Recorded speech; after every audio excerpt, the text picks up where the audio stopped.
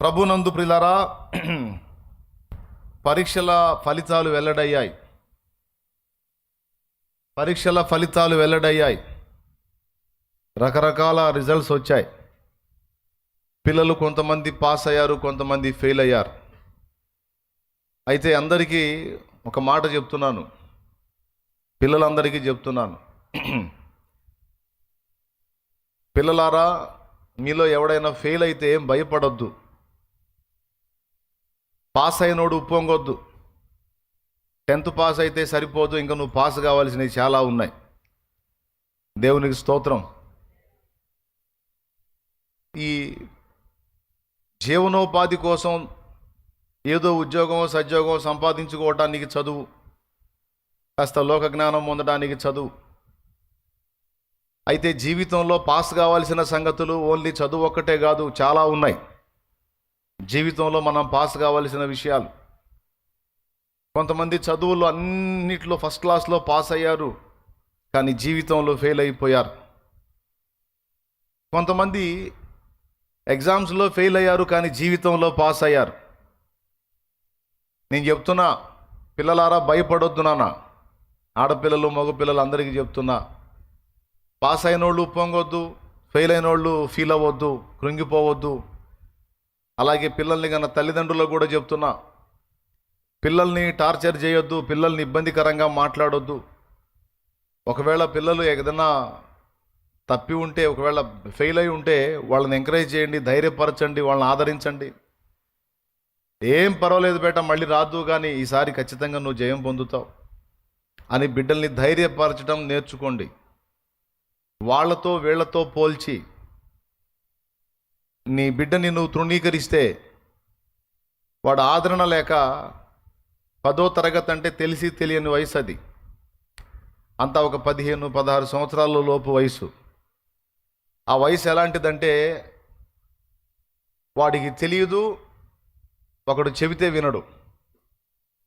కరెక్ట్గా ఆ పొజిషన్ వాడిది. ఇది 13 ఏళ్ల ప్రాయము నుండి 21 సంవత్సరం వరకు ఈ లక్షణాలు ఉంటాయి పిల్లల్లో. మళ్ళీ చెప్తున్నాను, 13 ఏళ్ల ప్రాయము టీనేజ్, 13 టీనేజ్ అక్కడి నుంచి స్టార్ట్ అయ్యిద్ది. ఆ 12 ఏళ్ల వరకు వాడు మనం గద్దిస్తే బెదురుతాడు, లోబడతాడు. ఇక ఈ 13 వచ్చిన దగ్గర నుంచి వాడు స్వతంత్ర భావాలతో ఆలోచిస్తూ ఉంటాడు. వాడు కూడా గౌరవాన్ని కోరుకుంటాడు, వాడు కూడా మర్యాదను కోరుకుంటాడు. వాడు తృణీకరిస్తే ఒప్పుకోడు, కొంచెం ఇబ్బందిగా ఫీల్ అవుతుంటాడు. అక్కడి నుంచి 21 సంవత్సరం వయసు వచ్చిన దాకా మూర్ఖత్వం అనేది పిల్లల్లో ఎక్కువ శాతం ఉంటుంది. అందుకే తల్లిదండ్రులకు చెప్తున్నా, ఏదో నేను తిడితే పడతాడు, కొడితే పడతాడు, వాడికి నేను డబ్బు పెట్టాను, చదివించాను, ఫుడ్ పెడుతున్నాను, బట్టలు ఇస్తున్నాను, కాబట్టి నేనేమన్నా పడాలి, వాడి భవిష్యత్తు కోసమేగా అని నువ్వు అంటావని నాకు తెలుసు. వాడికి అది తెలిసి తెలియని వయసు, వాడికి తెలియదు. నువ్వు చెప్పిన ఒక పట్టాన్ని అర్థం చేసుకునే కెపాసిటీ వాడికి ఉండదు, అది అటు ఇటుగానే ఏజ్. కాబట్టి అక్కడ నువ్వు చాలా సంయమనం పాటించి చాలా మెళకువగా వ్యవహరించాలి. ఓ తండ్రి, ఓ తల్లి, ఆవేశపడ్డావంటే నీ బిడ్డను కోల్పోయే ప్రమాదం కూడా ఉంటుంది. తల్లిదండ్రులకు హెచ్చరిక, ఎందుకంటే వాడు మూర్ఖత్వంలో ఉంటాడు కనుక తొందరపాటుగా ఏదన్నా నిర్ణయం చేసుకుంటే జీవితాంతం కడుపు కోతకు గురవ్వాల్సి ఉంటుంది. కనుక ఇది బెదిరించట్లేదు, హెచ్చరిస్తున్నా. కొంచెం పిల్లల్ని మందలించే విషయంలో జాగ్రత్తగా ఉండండి, నేర్పుగా చెప్పండి, ధైర్యపరచండి, ఫ్రెండ్లీగా వ్యవహరించండి. పిల్లలతో కొంచెం ఫ్రెండ్లీగా వ్యవహరించండి, ధైర్యపరచండి. ఏం పర్వాలేదు బేట, ఏం కాదులేరా, మళ్ళీ రాదు కానీ, ఏం కాదులే తల్లి, మళ్ళీ రాదు కానీ అని ధైర్యపరచండి. నువ్వు కష్టపడి చదివావు, నేను చూశాను, బాగా రాశావు, నాకు తెలుసు.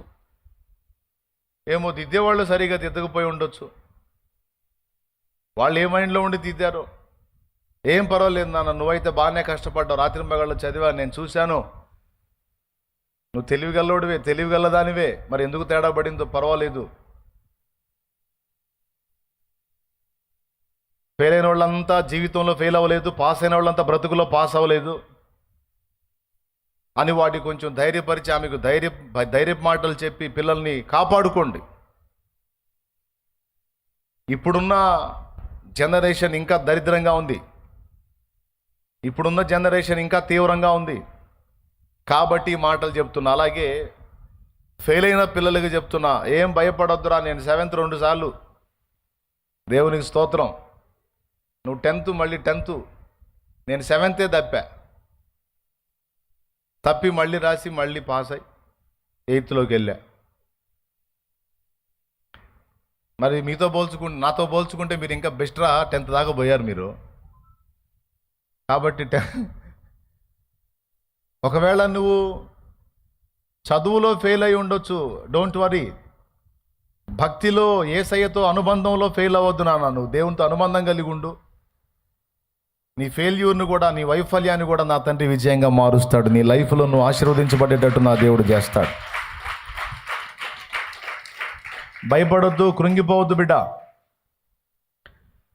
మీ అందరికీ ఆదరణగా ఒక పరమ రహస్యం ఒకటి చెప్తాను. ప్రసంగి గ్రంథంలో పిల్లలందరికీ ఆదరణకరంగా దీన్ని చదువుకుంటారా, మీరు చాలా ధైర్యవంతులు అవుతారు. వైఫల్యం వచ్చినా ఇక మీరు కృంగిపోరు. ప్రసంగి గ్రంథము తీయండి, బైబిల్ ఉన్నోళ్ళు తీయండి. ప్రసంగి గ్రంథము అందరికీ చూపిస్తా. జీవితంలో వైఫల్యమైన వాళ్ళు కూడా చూపిస్తా, చదువులో వైఫల్యమైన వాళ్ళు కూడా చూపిస్తా. ప్రసంగి గ్రంథము 9వ అధ్యాయము 11వ వచనం చదువు. మరియు నేను ఆలోచింపగా, సూర్యుని క్రింద జరుగుతున్నది నాకు తెలియబడెను. వడిగలవారు పరుగులో గెలవరు. వాస్తవంగా పరుగులో గెలవాలంటే వడిగా పరిగెత్తగలిగితేనే గెలుస్తారు. కానీ ఇక్కడ అంటాడు, వడిగలవారు పరుగులో గెలవరు. బలము గలవారు యుద్ధమునందు విజయమునందరు. వాస్తవంగా యుద్ధంలో గెలవాలంటే బలమే కావాలి. కానీ ఇక్కడ రివర్స్ చెబుతున్నాడు, బలము గల్లోడు యుద్ధంలో గెలవడు. జ్ఞానము గల వారికి అన్నము దొరకదు. వాస్తవంగా జ్ఞానం కలిగినోడు వాడి తెలివితేటలు, జ్ఞానాన్ని ఉపయోగించి ఎక్కడైనా పట్టెడు అన్నం సంపాదించుకుంటాడు అనిపిస్తుంది మనకి. కానీ ఇక్కడ బైబుల్లో ఏం చెప్తున్నాడంటే, ప్రసంగి గ్రంథంలో, జ్ఞానము గలవానికి అన్నము దొరకదు. బుద్ధిమంతుల వలన ఐశ్వర్యము కలుగదు. కొంతమంది మంచి బుద్ధిమంతులై ఉంటారు, కానీ వాళ్ళు దరిద్రులుగా ఉంటారు. తెలివిగల వారికి అనుగ్రహము దొరకదు. చాలా చురుకుగా తెలివిగా ఉంటారు కొంతమంది, కానీ రాజు దగ్గర అనుగ్రహం పొందలేరు. ఇవన్నీ అదృష్టవశము చేతనే, కాలవశము చేతనే అందరికీ కలుగుచున్నవి. అదిగో రహస్యం అక్కడ బయలు చేశాడు. చాలా మంది సమాజంలోని వ్యక్తులను చూసి మైండ్ పోగొట్టుకుంటారు. ఇలాంటి సన్నివేశాలు చూసి, చదువు నీ తోటి వారి కంటే నువ్వు బాగా చదువుతావు. నీ పక్కన ఉన్నాడు అంత కాపీ మాస్టరు. విచిత్రం ఏంటంటే, వాడికి ఉద్యోగం వచ్చింది, బాగా చదివి ఒక కాపీ కూడా కొట్టకుండా నువ్వు అన్ని చక్కగా రాస్తావు, కానీ నీకు జాబ్ రాదు. మైండ్ పోయింది, ఇదేందిరా వాడికి ఉద్యోగం ఏంది, నాకు ఉద్యోగం లేకపోవటం ఏంది, ఏం కర్మ ఇది అనిపించింది. అలాగే కొంతమంది తిక్కలోళ్ళలా కనపడతారు, కానీ వాళ్ళ లైఫ్ అద్భుతంగా సెటిల్ అయిపోయింది. కొంతమంది చాలా తెలివిగలలా కనపడతారు, కానీ వాళ్ళు జీవితంలో వైఫల్యం చెందిన అనుభవాల్లో కనపడతారు. ఇలాంటి సన్నివేశాలు మీరు ఎప్పుడన్నా చూసారా సమాజంలో? తెలివిగలోళ్ళు అన్నీ పొందలేకపోవటం, తిక్కలోళ్ళలాగా ఉన్నోళ్ళు అన్నీ పొందుకోవటం చూసారా మీరు? దేవునికి స్తోత్రం. ఏమండి, ఒక ఆమె చక్కగా ఉంటుంది, భర్త ఏమో కొంచెం అందం తక్కువగా ఉంటాడు, ఆమె ఫీల్ అవుతూ ఉంటుంది. ఒక ఆమె ఏమో తిక్కలుగా ఉంటుంది, భర్త ఏమో అందగాడు దొరుకుతాడు. ఈ అందగాడితే ఫీల్ అవుతూ ఉంటుంది, నేను ఇంత చక్కని దాన్ని నాకేమో పిచ్చోడు దొరికాడు, ఆమెమో తిక్కలుగా ఉంటుంది, ఆమెకి అందగాడు దొరికాడు. అలాగే ఒక్కొక్క భార్య విషయంలో భర్త కూడా అంతే ఫీల్ అవుతాడు, నేను చాలా అందంగా ఉంటాను, నా భార్య పిచ్చిదానిలాగా ఉంటుంది. వాడేమో పరమ దరిద్రంగా ఉంటాడు, వాడి భార్య ఏమో చాలా చక్కగా ఉంటుంది. సమాజంలో కొంతమంది ఫీలింగ్స్ చెప్తున్నానండి, అవునా కాదా? ఎంతమంది ఒప్పుకుంటారు? చేతులు ఎత్తండి. నిజంగా కొన్నిసార్లు మనకు అంత రివర్స్లో కనపడుతుంటాయి సమాజంలో పరిస్థితులు. నా పక్కన కూర్చుంటాడు నా ఫ్రెండ్ ఒకడు, ఇద్దరం 7th చదివేటప్పుడు నా పక్కన కూర్చుంటాడు. వాడు ఏమి రాశాడో మాస్టర్ వాడికి ఇచ్చి చదువురా అంటే వాడు చదవలేడు, వాడు రాసింది వాడే చదవలేడు. వాస్తవంగా ఒక్కొక్కటి పనితనం ఎలా ఉంటుందంటే వాడు రాస్తే వాడు తప్ప ఇంకోటి చదవలేడు. దేవునికి స్తోత్రం. మళ్ళీ నేను రైటింగ్ బాగా రాస్తాను, కొద్దిగా బొమ్మలు వేసే కళ ఉంది, ఆర్ట్, రైటింగ్ అది బాగానే రాస్తాను నేను. వాడికంటే నేను నాకు తెలిసి ఒక 20 రెట్లు బెటరు. ఎగ్జామ్ రాస్తే వాడు పాస్ అయ్యాడు, నేను ఫెయిల్ అయ్యా. కడుపులో మండిపోయింది. ముందు అసలు ఫెయిల్ అయినందుకు కాదు, కానీ వాడు ఎట్లా పాస్ అయ్యాడో నాకు ఇప్పటికీ అర్థం కాదు. మొన్న కూడా కలిశాడు వాడు నాకు. మొన్న కలిస్తే కూడా వాడికి వెళ్ళి నేను అంతే చూసారు, ఎట్లా పాస్ అయ్యేవారు అన్నాను. నిజంగా అండి, ఆశ్చర్యం. వాడు పాస్ అయితే నేను ఫస్ట్ క్లాస్లో పాస్ అవ్వాలి అసలు, కానీ నేను ఫెయిల్. అప్పుడు నాకు ప్రసంగి 9 తెలియదుగా. నేను ఫీల్ అయ్యాను, ఏదో కుట్ర జరిగింది నా మీద, ఏదో కుట్ర జరిగింది, నన్ను ఇట్లా చేశారని బాధపడ్డాను. వాడు కూడా ఫెయిల్ అయితే నాకు ఫీలింగ్ ఉండేది, న్యాయమేలే అనుకున్నాడు. వాడు పాస్ అయ్యి నేను ఫెయిల్ అయ్యేసరికి అసలు వాడు ఏం రాశాడో వాడికి అర్థం కాదు. పేపర్ దిద్దినోడు అర్థం కాక పాస్ చేశాడా? అదే ఇవన్నీ ఆడ పరిశోధన చేసేది నేను.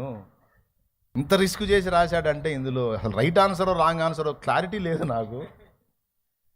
రైట్ ఆన్సరో రాంగ్ ఆన్సరో తెలుసుకోవాలంటే ముందు అసలు వీడు ఏం రాశాడో అర్థం కావట్లేదు నాకు. వాడిని పట్టుకు రావాలి, వాడు ఆడున్నాడో తెలియదు. ఇంత కష్టపడి రాశాడంటే వాడు పాపం ఇంత రిస్క్ చేసి రాశాడంటే రైటే రాసి ఉంటాడని రైట్లు కొట్టుంటాడు. నేను అందంగా అర్థమయ్యేటట్టు రాశాను కాబట్టి అందులో తప్పులు దొరికినాయి, ఫెయిల్ చేసి ఉంటాడు. ఏమండి, కొంతమంది ఎగ్జామ్స్లో పోయి శుభ్రంగా ఎక్కడెక్కడ స్టోరీస్ అన్నీ రాసుకుంటూ ఉంటారు, బాగా నిశ్చయంగా అనుమానం లేకుండా పేరాలు నింపుతూ ఉంటారు. కొంతమంది నేను చేసిన ప్రసంగాలు కూడా రాసి వస్తారు. వాళ్ళే చెప్పారు నాకు, నువ్వు చెప్పావు కదా నా టాపిక్, అదే రాసి వచ్చాను. దేవునికి స్తోత్రం. పిల్లలు భయపడకండి నాన్న, భయపడకండి. చదువులో ఫెయిల్ అయినా యేసుక్రీస్తునందు నేను ఉన్నందున, పరిశుద్ధ బైబిల్ గ్రంథం చదివినందున, దేవుని వాక్యాన్ని గుండెల్లో నింపుకున్నందున, ఆత్మీయ జీవితంలోనూ భౌతిక జీవితంలోనూ నేను పాస్ అయ్యేటట్టు నా యేసయ్య చేశాడు తన వాక్కు ద్వారా.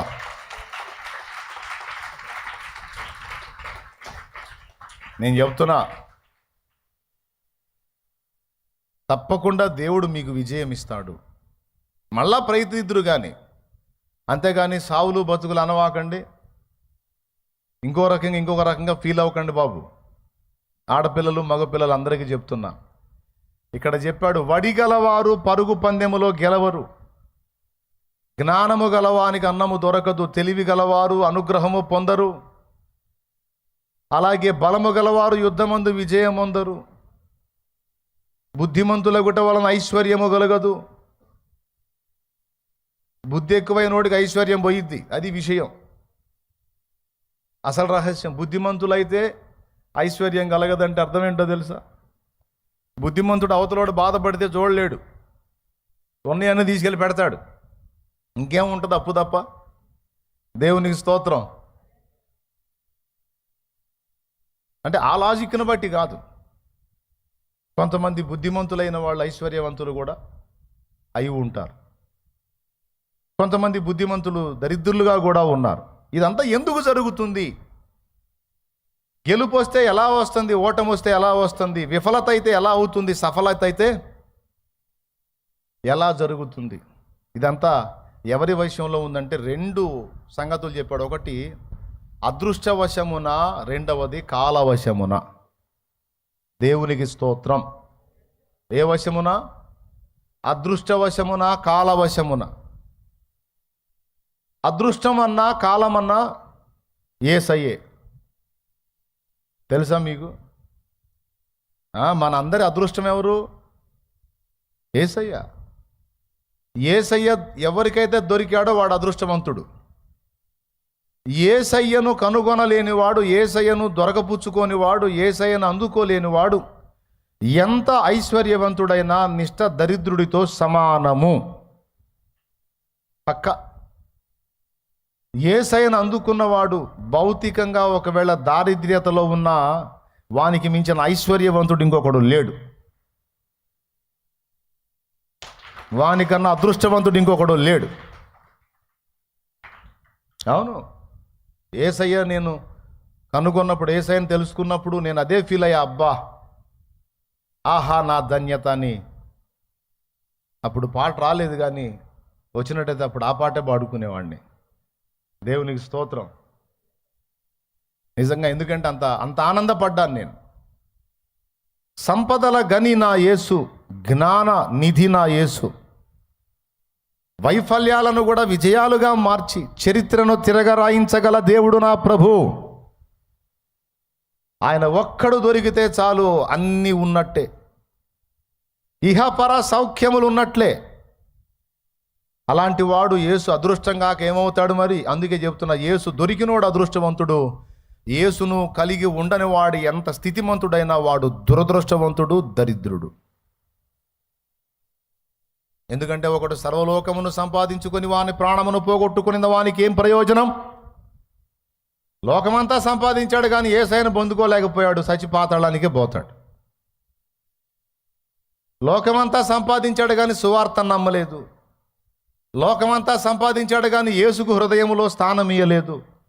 లోకమంతా సంపాదించాడు కానీ రక్షకుణ్ణి పొందుకోలేకపోయాడు. ఇక దరిద్రుడుగా ఏమవుతాడు? కాబట్టి అది పరిస్థితి. మన అదృష్టము అంటే యేసయ్యే. అలాగే కాలము అన్నా కూడా యేసయ్యే. అదృష్టవశమున, కాలవశమున. అదృష్టం ఒక వ్యక్తిలాగా, కాలం ఒక వ్యక్తిలాగా మాట్లాడుతున్నాడు. కాలము అంటే యేసయ్యే అన్నాను నేను. ఎలా అంటే యేసు ప్రభువే చెప్పాడు, నేను ఆదియు అంతమునై ఉన్నాను. ఆదియు అంతమునై ఉన్నానంటే అర్థమైంది. ఆది అంతము అనేది కాలము. నేను ప్రసంగం మొదలుపెట్టాను ఆది, ముగిస్తాను అంతం. ఈ రెండింటి మధ్యలో ఉన్నది కాలం. కానీ యేసు ప్రభు వారు తన్ను గూర్చి తాను నేను ఆదియు అంతమునై ఉన్నాను అని తన్ను గూర్చి తాను కాలం అని చెప్పుకున్నాడు. మనకు తెలిసి కాలం అంటే టైం, కానీ మనకు తెలియని సంగతి ఏంటంటే కాలము అనే వ్యక్తి ఒకడు ఉన్నాడు.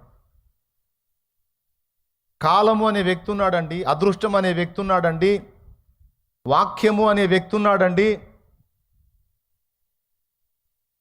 వ్యక్తి, ప్రేమ అనే వ్యక్తి ఉన్నాడండి, అగ్ని అనే వ్యక్తి ఉన్నాడండి. మనకు తెలిసి అగ్ని అంటే పొయ్యిలో అగ్ని, కానీ అగ్ని అనే ఒక వ్యక్తి ఉన్నాడు. అలాగే అదృష్టము అనే వ్యక్తి, కాలము అనే వ్యక్తి, మొత్తం యేసయ్య. అందుకే చెప్తున్నాను, ఎవని గెలుపోటములైనా, ఎవని దీవెన శాపములైనా, ఎవడికి ఎవరి అనుగ్రహం దొరకాలన్నా వాడు పరిగెత్తితే కాదు, వాడు తిప్పలు పడితే కాదు, ఫస్ట్ దైవానుగ్రహం వాడికి ఉండాలి. వాక్యము, కాలము, అదృష్టము, అగ్ని సమస్తము తానై ఉన్న నా ప్రభు యొక్క అనుగ్రహం దొరకాలి. అందుకే ఏబి మాస్లామణి గారు ఇలా పాడాడు,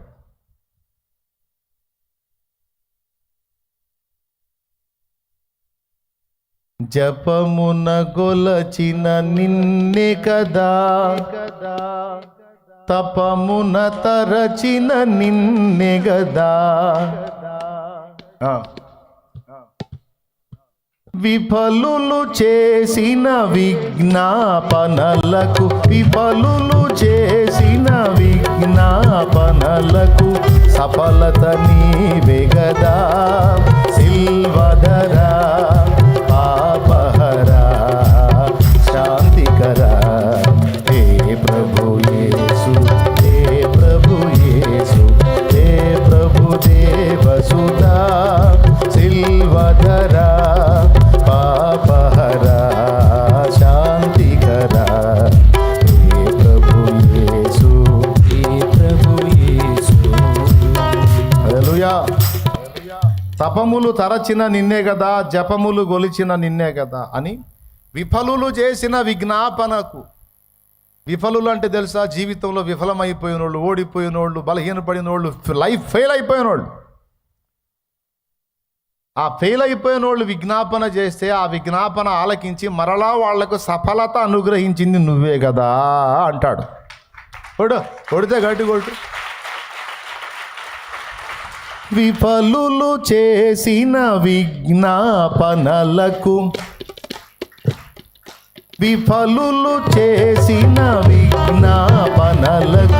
సఫలత నీవే కదా. సిల్వధరా పాపహరా శాంతికరా హే ప్రభు యేసు, హే ప్రభు యేసు. దేవునికి మహిమ. పెద్దగా చెప్పండి. విఫలతలను కూడా సఫలత చేస్తాడు. అంటే ఫెయిల్యూర్ని కూడా పాస్ అయ్యేటట్టు చేస్తాడు ఆయన. అంతా ఆయన చేతిలో ఉంది, భయపడొద్దని చెప్తున్నాడు. దేవునికి మహిమ. కాబట్టి 10th ఫెయిల్ అయితే అసలు లైఫే ఫెయిల్ అయినట్టు ఫీల్ అవ్వకరో అబ్బాయి అమ్మాయి. తల్లిదండ్రులారా, పిల్లల్ని టార్చర్ చేయొద్దు. వాళ్ళని ధైర్యపరచండి, ఆదరించండి. తప్పకుండా మళ్ళా వాళ్ళు ప్రయత్నిస్తారు, ఈసారి జయం పొందుతారు. గుర్తుపెట్టుకోండి, వాళ్ళు విజయం సాధిస్తారు. దేవుడు ఆ దీవెన వారికి ఇస్తాడు. ఒకవేళ మళ్ళా వాడు ఫెయిల్ అయినా ఏం భయపడొద్దు, వాడికి ధైర్యం చెప్పు. ఏం పర్వాలేదురా, నువ్వు ఇంతగా ఫెయిల్ అవుతున్నావు అంటే తప్పకుండా లైఫ్లో పాస్ అవుతావురా నువ్వు. దేవుడు నిన్ను ఖచ్చితంగా నిలబెట్టుకుంటాడు. నీ పట్ల ఏదో వేరు ప్రణాళిక ఉంది, దాన్ని నెరవేరుస్తాడు. ఏం భయపడొద్దు నాన్నని ధైర్యపరచండి. ఎంతమందికి అర్థమైంది? అలాగే పాస్ అయిన పిల్లలు, ఫెయిల్ అయిన పిల్లల్ని ఎగతాళి చేయకండి. వాడిని చూసి నవ్వకండి, వాడిని ధైర్యపరచండి, వాడిని ఓదార్చండి, వాడిని ప్రోత్సహించండి. ఎందుకంటే ఈరోజు నీవు పొందిన విజయాన్ని బట్టి ఉప్పొంగితే భవిష్యత్తులో నువ్వు ఎదుర్కొనే ఓటములు కొన్ని ఉంటాయి. ఆ ఓటముల్లో నువ్వు అవమానపరిచినోడే రేపు నిన్ను మించిపోవచ్చు. నీకొచ్చిన విజయం నీకు గర్వాన్ని తీసుకొస్తే అవతలాడికి వచ్చిన అపజయం వాళ్ళలో పౌరుషాన్ని పెంచి, రోషాన్ని పెంచి వాడు నీకంటే ప్రయోజకుడుగా మారే అవకాశం ఉంది. కనుక తేడాబడ్డ వారిని, జీవితంలో ఓడిపోయిన వారిని, సేవలో ఓడిపోయిన వారిని, ఎగ్జామ్లో ఫెయిల్ అయిన వారిని తొందరపడి తృణీకరించొద్దు. నువ్వు పొందిన విజయాలను బట్టి విర్రవీగొద్దు. ఎందుకంటే ఫెయిల్ అయిన వాడికి కాసేపు వేదన, తర్వాత రోషం, పౌరుషం మేలుకుంటే వాడు ఈసారి సాధించే అవకాశం ఉంది. కానీ విజయం పొందిన వాడికి గర్వం వెంటాడుతూ ఉంటుంది. అది జీవితంలో అయినా, సేవలో అయినా, ఎగ్జామ్స్లో అయినా, దేనిలో అయినా విజయం పొందిన వాళ్ళని గర్వం వెంటాడిద్ది.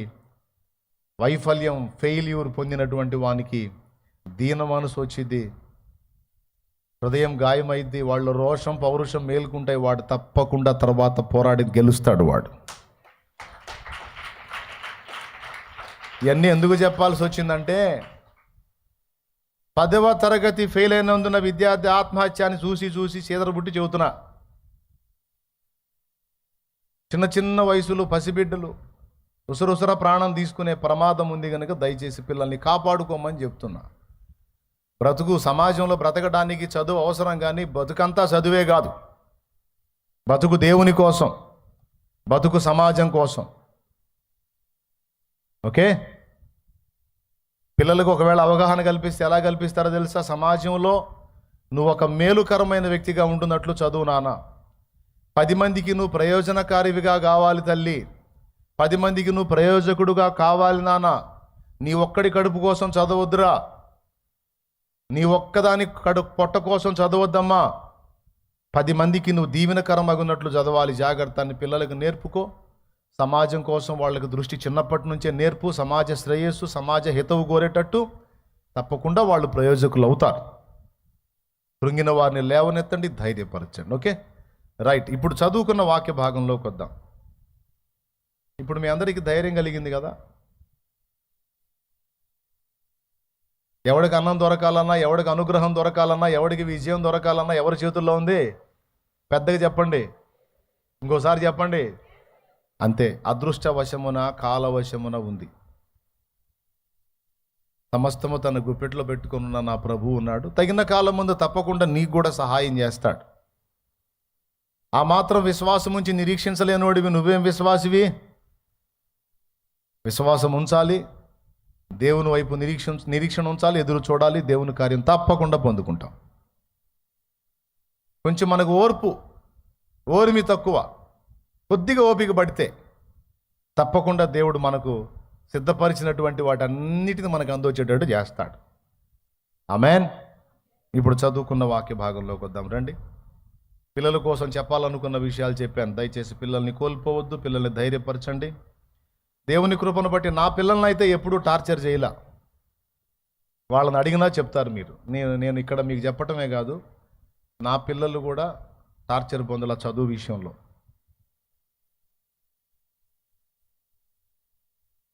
ఒకడికైతే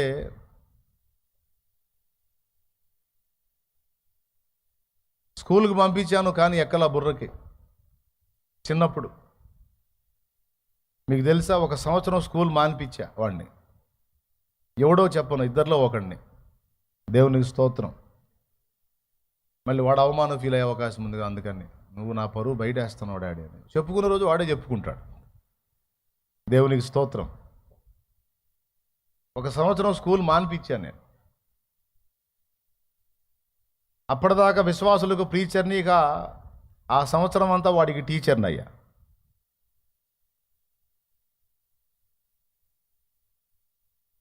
నాకు తెలిసిన సబ్జెక్ట్ అంతా వాడికి నేర్పా. ఇంకేం లేదు, నేను పరిచర్యకు పోయి రావటం, వాడిని కూర్చోబెట్టడం, వాడి చేత అన్ని రాయించటం, చదివించటం. దేవుని కృపను బట్టి వాడికి స్కూల్లో 6 తరగతులు చదివితే ఎక్కనిది, దేవుని కృపను బట్టి అంతా 2-3 నెలల్లో వాడికి అవగాహన కల్పించేటట్టు దేవుడు కృపనిచ్చాడు.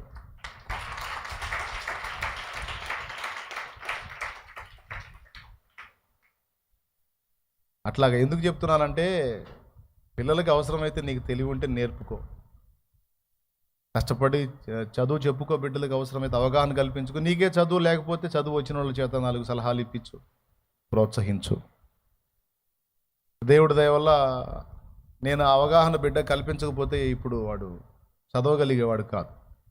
టైం తీసుకున్నా.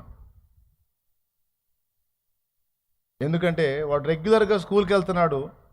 ఓ రోజు కూర్చోబెట్టి నా పేరు రాయరా అన్నా, వాడు రాయలేకపోయాడు. తెలుగులో నా పేరు రాయనా అన్న, రాయలా వాడు. సరే అమ్మ పేరు రాయరా అన్న, రాయలా.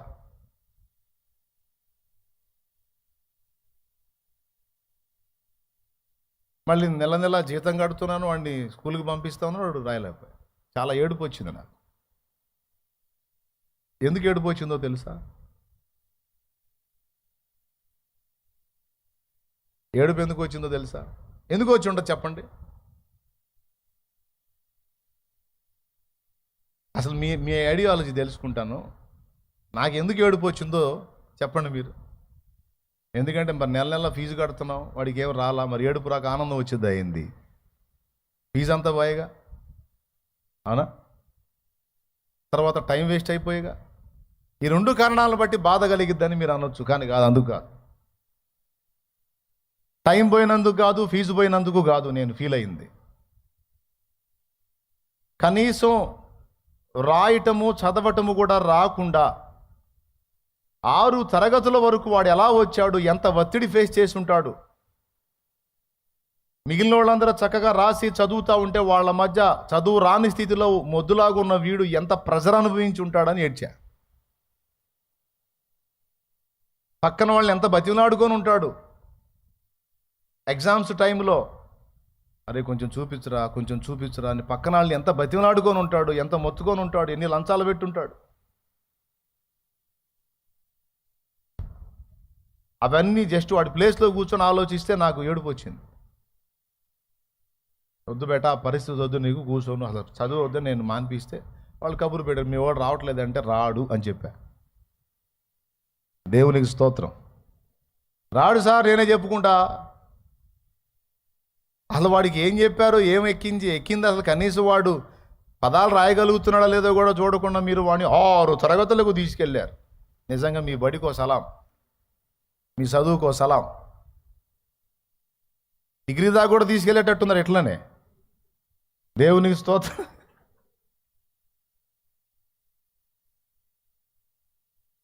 ప్రియులారా,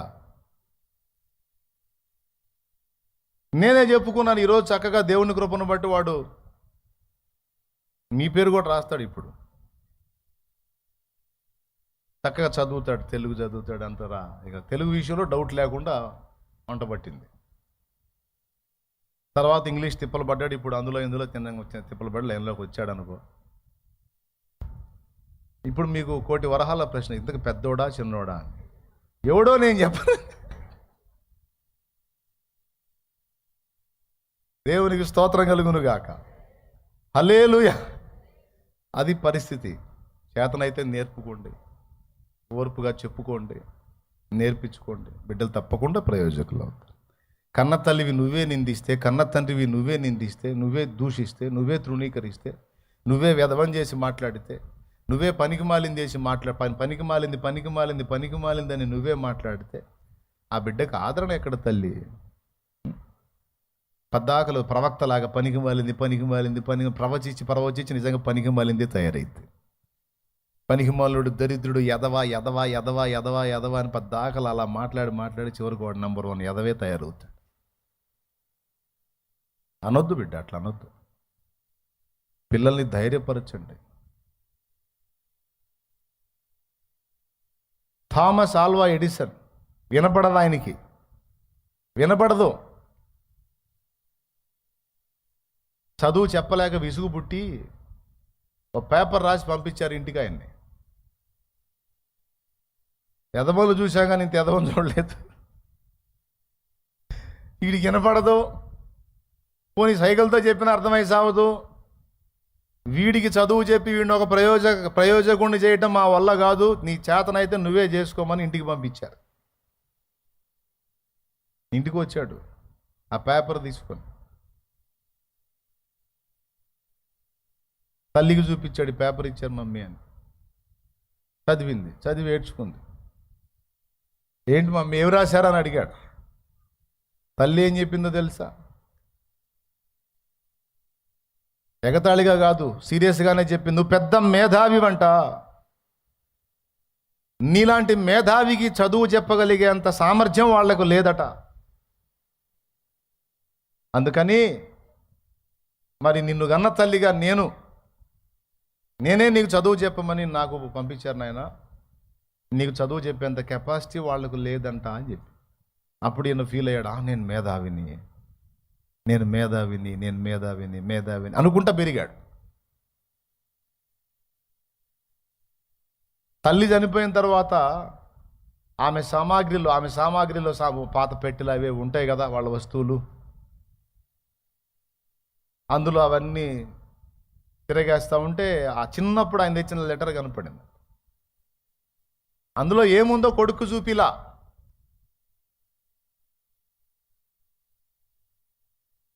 కొడుకు పెద్దవాడై ప్రయోజకుడు అయ్యాడు. ఇదిగో మన కళ్ళ ముందు వెలుగుతున్న బల్బును కనుగొంది ఆయనే, థామస్ ఆల్వా ఎడిసన్.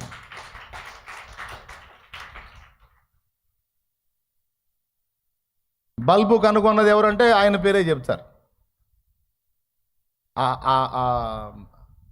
ప్రపంచం మేధావులు ఒక మేధావిగా అయిపోయాడు. వెధవయ్యాడా మేధావయ్యాడా? ఇతను స్కూల్లో చదువు చెప్పబడ్డా, ఇంటికి పంపబడ్డా? అందుకే ఎవరైనా ఆ స్థితిలో కనపడితే నేను చాలా వింతగా చూస్తా, అబ్బో వీడు కాబోయే మేధావి కాబోలని. దేవునికి స్తోత్రం. 6 తరగతులు చదివిన పదాలు రాని నా కొడుకును కూడా అంతే ఫీల్ అయ్యాను నేను. అబ్బా, నా ఇంట్లో కూడా ఒక మేధావి తయారవుతున్నాడు. నేను చెప్పేది నిజం. నా ఇంట కూడా ఒక మేధావిని దేవుడిచ్చాడు. దేవునికి స్తోత్రం అని ఆనందపడ్డా. ఏడవలా, మొత్తుకోలా, ఫీల్ అవ్వాలా. ఎందుకు ఏడ్చానో చెప్పా. అర్థం కాని స్థితిలో వాడు ఎంత ఒత్తిడికి గురై ఉంటాడో అనేదే ఫీల్ అయ్యా. కానీ డబ్బులు పోయినాయనో టైం వేస్ట్ అయిందనో నేను ఫీల్ కాల. తర్వాత దేవుని బట్టి ధైర్యం తెచ్చుకొని ఆనందపడ్డా. నా ఇంట కూడా ఒక మేధావిని దేవుడు లేపాడని. అంటే పిల్లల్ని ఎలా బ్యాలెన్స్ చేసుకోవాలో, పిల్లల్ని ఎలా ప్రశంసించి వాళ్ళని లైన్లో తెచ్చుకోవాలో చెప్తున్నాను నేను. నేర్చుకోండి. పిల్లలతో ఎలా వ్యవహరించాలో తెలియచావట్లా కొంతమందికి, అందుకని చెప్తున్నాను నేను. పెద్దవాళ్ళకి చిన్నవాళ్ళకి అందరికీ చెప్తున్నాను, గుర్తుపెట్టుకొని పిల్లల్ని జాగ్రత్తగా పెంచడం నేర్చుకోండి. నీ నోరు ఉపయోగించే తీరును బట్టి పిచ్చోడు కూడా మేధావిగా తయారయ్యేటట్టు నువ్వు చేయొచ్చు. ప్రోత్సహించండి, ప్రశంసించండి, మెచ్చుకోండి. వాడు కృంగిపోతే వాడి వెన్ను తట్టడం లేదు బేటా, నువ్వు మంచి పనోడు అవుతావు, ప్రయోజకుడు అవుతావు, మేధావి అవుతావు. మా నాన్న రెగ్యులర్గా వాడేవాడు ఈ పదం. ఇంటిని నిలబెట్టాల్సింది నువ్వే, ఇంటిని నిలబెట్టాల్సింది నువ్వే, ఇంటిని కాపాడాల్సింది నువ్వే అని పర్సనల్గా నేను ఆయనతో నడుస్తున్న ప్రతిసారి కూడా ఇంటి బాధ్యత నీదే, ఇంటి బాధ్యత నీదే, నీ చేతుల్లోనే ఉంది, నీ ఇష్టం అని చెప్పేవాడు నా తండ్రి. ఎక్కడన్నా నేను కోపతాపాన్ని ఆవేశపడి పొరపాటు అడుగులేస్తే ఆయన ఏం చెప్పాడు తెలుసాయా? తెలివిగల్లోడు అనుకున్నా, జ్ఞానవంతుడు అనుకున్నా, నువ్వు కూడా ఇట్లా చేస్తే ఎట్లా? వాస్తవానికి మనం నెంబర్ 1 ఉంటా, కానీ ఆయన మాటల దెబ్బకి ఫుల్ ఛార్జ్ అయ్యేది. ఒరే నేను మంచోడిని ఇప్పుడు. మా నాన్న హృదయంలో నాకింత విలువ ఉంది. ఎవడు బయటోడు పిచ్చోడు అనుకుంటే నాకెందుకు, బయటోడు మేధావి అనుకుంటే నాకెందుకు? మా నాన్న నన్ను తెలివిగల్లోడు అన్నాడు, మా నాన్న ఇంటి బాధ్యత నాదే అన్నాడు, మా నాన్న కుటుంబాన్ని నడిపించుకు రావాల్సింది నువ్వే అన్నాడంటే మా నాన్నకి ఎంత భరోసా ఉంది నా మీద, ఎంత నమ్మకం ఉంది నా తండ్రికి నా మీద. అదే మైండ్లో పడింది. నిజంగానే ఆ విధంగా నేను ఆలోచనలు ప్రభావితమైన దేవుని మహాకృపను బట్టి దేవుడు చివరికి కుటుంబానికే బాసటగా మార్చి పడేశాడు ఆయన.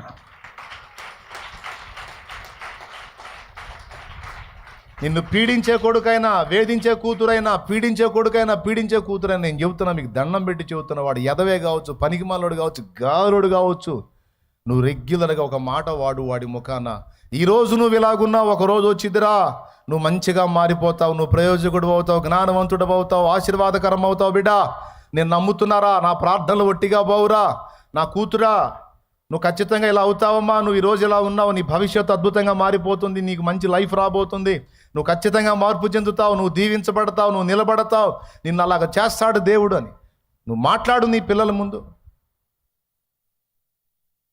వాడు పెట్టే విసుగు దెబ్బకి నువ్వు చస్తావు రే, నువ్వు మధ్యలోనే చస్తావు.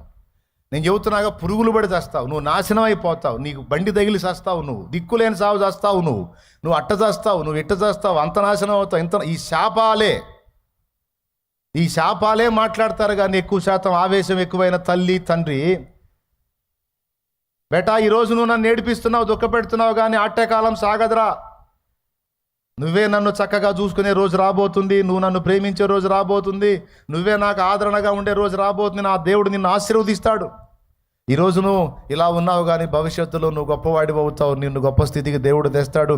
ఈ వ్యసనాల మీద నీకు జయం వచ్చింది, ఈ బలహీనతల మీద నీకు జయం వచ్చింది, ఈ పాపం మీద నీకు జయం వచ్చింది, నీ జీవితం 10 మందికి ఆదర్శప్రాయమైంది. అట్లా చేస్తాడు నా దేవుడు అని నువ్వు పదే వాడి ముందు అను. నువ్వు అంత సీన్ నీకు లేదు, నీకు దమ్ముంటే అట్లా అను. నువ్వు నీకు అంత ఓర్పు లేదు, అంత సహనం లేదు, అంత నిశ్చయత లేదు, అంత విశ్వాసం లేదు, అంత భక్తి లేదు. ఏ గాడికి శాంతంగా ఉన్నంతసేపే నీ భక్తి మాటలు, నీ ప్రార్థన మాటలు, నీ దేవుని మాటలు, నీ విశ్వాసపు మాటలు. నీకు టెంపర్ వచ్చిందంటే నోటి నిండా శాపాలు, శాపనార్థాలే, చివరికి అయ్యే అవుతాయి. నేను అందుకే చెబుతున్నా, దయచేసి అలాగ మీరు మాట్లాడొద్దు. ఏమన్నాడో తెలుసా ఆయన? తల్లి ఆ పేపరు తల్లి చనిపోయిన తర్వాత ఆ పేపర్ తీసుకుని చూసి ఏడ్చుకొని తన ఫ్రెండ్స్తో అన్నాడు, తనతో కూడా ఉన్న వాళ్ళతో అన్నాడు, స్కూల్లో నేను జీరో,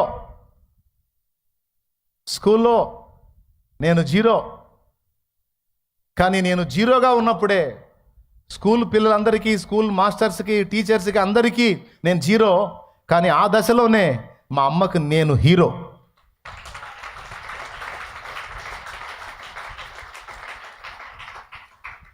అవునాయనా, నీ కొడుకయ్యా, నీ కొడుకు వాడిని హీరోగానే మాట్లాడు, నువ్వు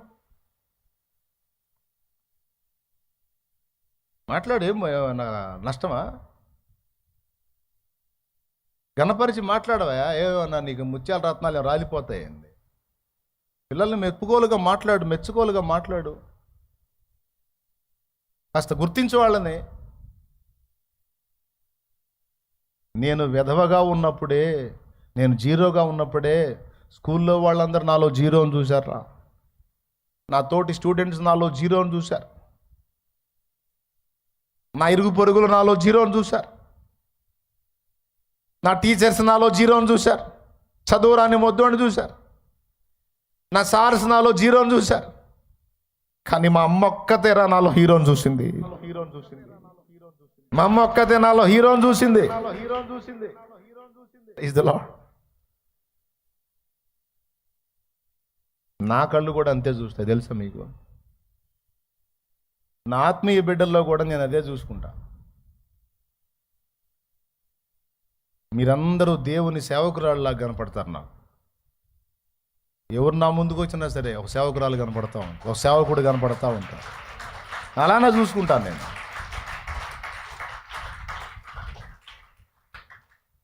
ఒక దైవజనుడిని, ఒక దైవజనురాల్ని చూస్తూ ఉంటాను. మీరు నా ముందుకు వస్తే మీరు నమ్మండి నమ్మకపోండి, నిజం.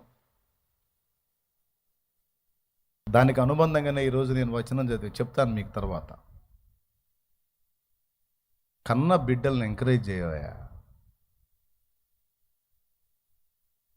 ఎంత భారభరితమైన మాటో చూడద్ది.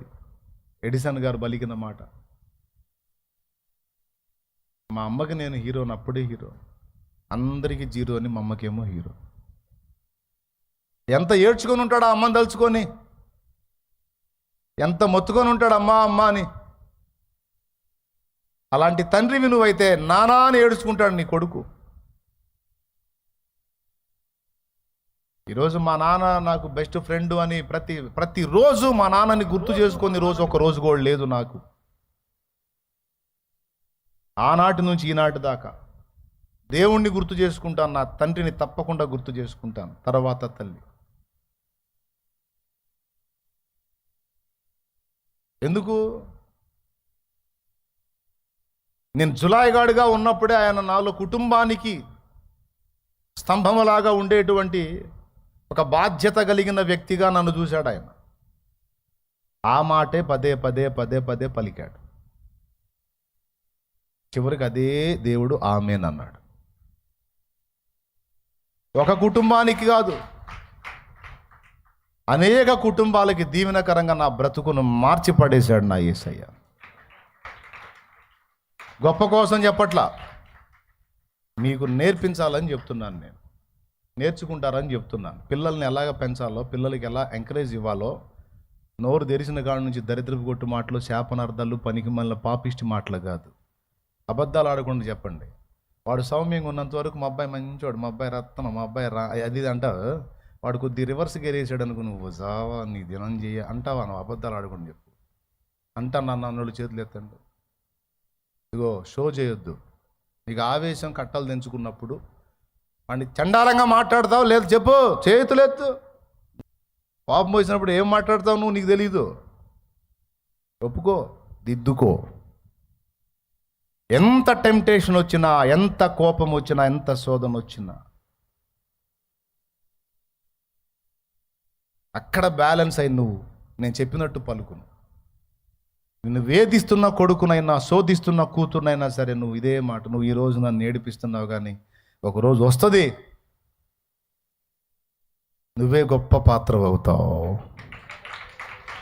నువ్వే గొప్ప పాత్ర అవుతావు నా కుమార్తె, నువ్వే గొప్ప పాత్ర అవుతావు నా కుమారుడు అని వాడు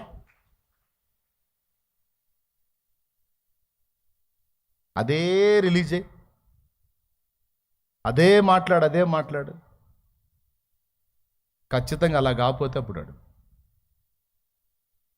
అరే బజార్ అంతా నన్ను చూసి వస్తుంటే మమ్మేంది నువ్వు గొప్పోడు అవుతూ ఉంటుంది, ఇంత చెండాలు పొడిని. నేను ఆమెను పదే పదే టార్చర్ చేస్తున్నా, అయినా సరే నువ్వు గొప్పోడు అవుతూ ఉంటుంది. ఏం చూసింది నాలో మా అమ్మ? ఒక్కనాడు కాకపోతే ఒక్కనాటికైనా వానిలో నువ్వన్న మాట ఎడల విశ్వాసం పుట్టిద్ది. అది రహస్యం. ఏం పుట్టింది? విశ్వాసం పుట్టింది. ఆ విశ్వాసమే శక్తివంతమై కార్యసిద్ధికి పూనుకుంటుంది. దేవుడు ప్రయోగించేది కూడా అదే. సీమోను ఎంత చంచలంగా ఉంటాడండి. సీమోను పేతురు నాయన ఏదొచ్చినా ఆగదు, ఆయనకు ఆవేశం పెచ్చు. ఆనందం వచ్చినా ఆపలేము, కోపం వచ్చినా ఆపలేము.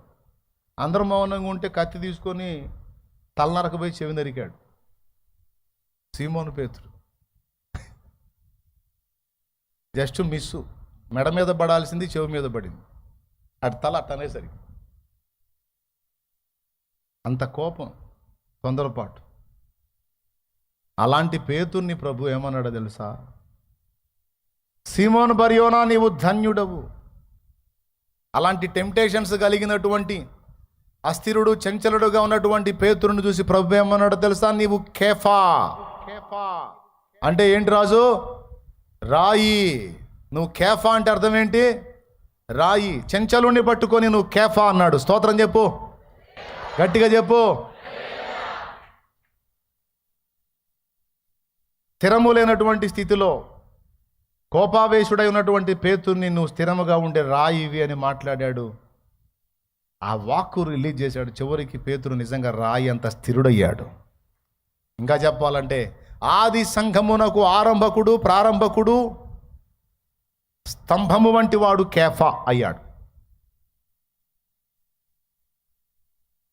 అంటే ఆ మాట పట్టుకొని ఉంటాడు పేతురు. నా ప్రభువు నన్ను రాయన్నాడే, నా ప్రభువు నన్ను రాయన్నాడే, పరలోక రాజ్యపు తాళపు చెవులు నీకు ఇస్తానన్నాడు. నా ప్రభు ఏంది ఇంత మాట అన్నాడు? నాకు అసలు ఇంత టెంపర్ అయితే.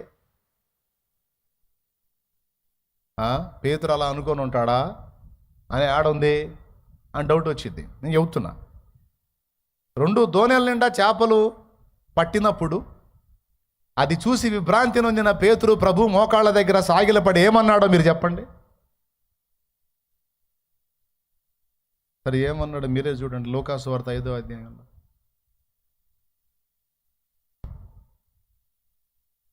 8వ వచనం.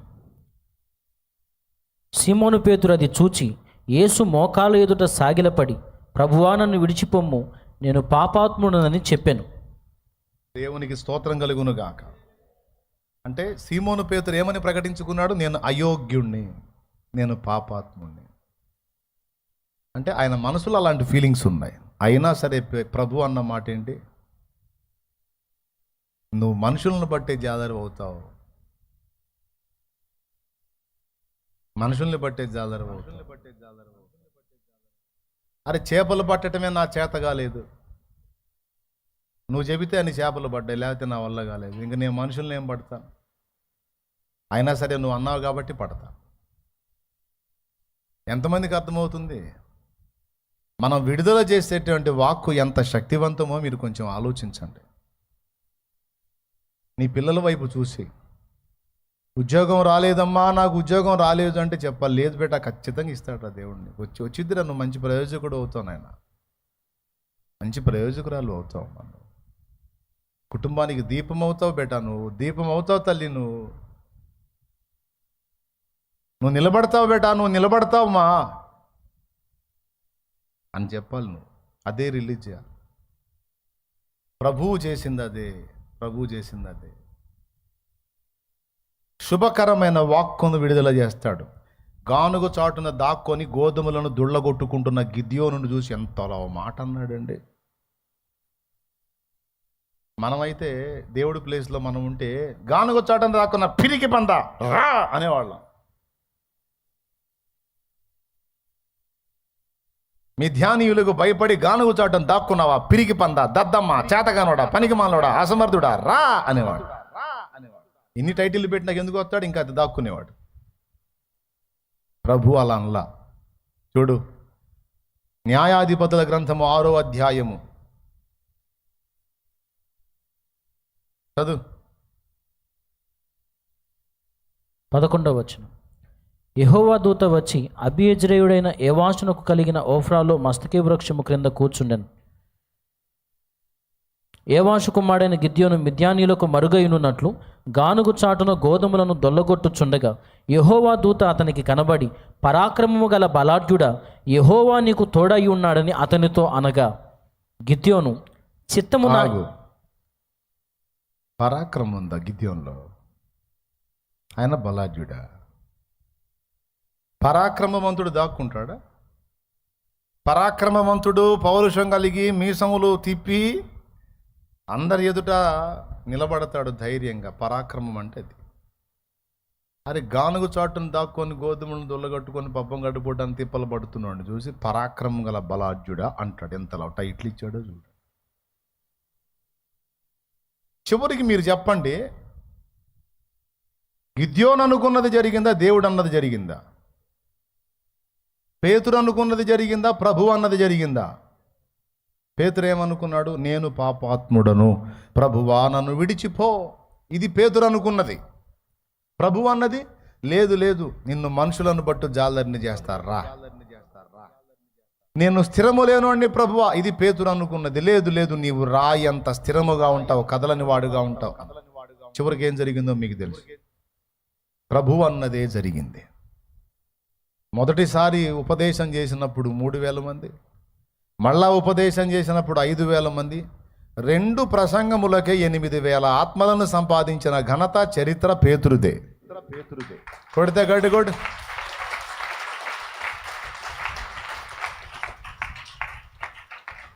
వల వేసాడంటే వల ఖాళీగా రాదు, ఇక చేపలు పడాల్సిందే.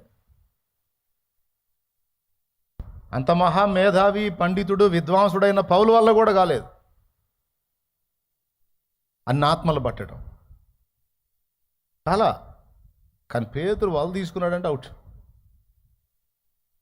బాప్తిస్మాలు ఇయ్యలేక సావాలా, అంతమంది వస్తారు. అంత శక్తి ఎలా వచ్చిందంటే ప్రభువు పలికిన మాటల యందు అతడు విశ్వాసం ఉంచాడు. అతడు విశ్వసించినట్లుగా ప్రభు ఆ మాటలు పలుకుతాడంతే. నేను కూడా అదే రిలీజ్ చేస్తా మీ మీద. ఎప్పుడు కూడా మీకు విడుదల వచ్చిద్ది, మీకు జయం వచ్చిద్ది, మీరు సంతోషించే రోజు వచ్చిద్ది, మీరు కూడా 10 మందికి ఇచ్చే రోజు వచ్చిద్ది, మీ తల ఎత్తబడే రోజు వచ్చిద్ది, మీరు కూడా దేవుని కొరకు వాడబడే ధన్యకరమైన రోజు వచ్చిద్ది, మీ బ్రతుకులు మీ కుటుంబాలు కూడా ఆశీర్వదించబడి వర్ధిల్లేటువంటి దినం వచ్చిద్దని. ఎందుకు? భౌతికంగాను ఆత్మీయంగాను కూడా మాట్లాడతాను. అదే విడుదల చేయమని దేవుడు చెప్పాడు గనక. ఏ అబ్బాయి, ఎంతమందికి ఎక్కింది నేను చెప్పింది? నిజంగా అర్థమైందా? ఇప్పుడు నీ కుటుంబంలో అయినా, నీ పిల్లల దగ్గర అయినా, నీ దగ్గరకు వచ్చే ఏ వ్యక్తి మీద అయినా నువ్వు వినియోగించాల్సింది ఏది? శుభకరమైన వచనము, ప్రోత్సాహకరమైన వచనము, దీవెనకరమైన వచనము, ఆశీర్వాదకరమైన వచనము. ఎంతమంది సంతోషంగా వచ్చారో తెలుసా? కృంగిపోయిన వాళ్ళు, అన్నా ఉద్యోగం వచ్చిందన్న, నా జాబ్ వచ్చిందన్న, అన్న జాబ్ వచ్చిందన్న. ఆదివారం ఆ క్యూలో బయట నిలబడే జనాల్లో ఆ మాటలు చెప్పేవాళ్ళు ఎంతమందో. సంతోషంగా వచ్చాడన్నా, ఎన్ని రోజులు ఏడ్చానన్నా, నా జాబ్ ఇచ్చాడన్నా, ఏసై జాబ్ ఇచ్చాడన్నా అని వస్తే దగ్గరకు తీసుకొని, ఈ జాబ్ ఏం పిచ్చోడా, ఇంకా ఉన్నత స్థితి ఉంది పో అని ప్రార్థన చేసి పంపిస్తా. ఇంకా ఉన్నత స్థితి ఉంది పో, ఇంకా దీవిస్తాడు, ఇంకా హెచ్చిస్తాడు, ప్రభు కోసం వాడబడు, ప్రభువును మర్చిపోదు పో అని చెప్పి పంపిస్తా. ఏం లక్షల కోట్ల? పరాక్రమము గల బలాఢ్యుడా. గిద్యోనులో జనం పిరికోండి చూశారు. గిద్యోనులో జనం పిరికోండి చూశారు. గిద్యోను కూడా తనలో తాను పిరికోండి చూసుకున్నాడు. కానీ దేవుడు రివర్స్. దేవుడు గిద్యోనులో పరాక్రమము గల బలాఢ్యుణ్ణి చూశాడు. తెలివిగల్లోని చూశాడు, జ్ఞానవంతుణ్ణి చూశాడు, మిథ్యానీయుల్ని జయించే వీరుణ్ణి చూశాడు దేవుడు.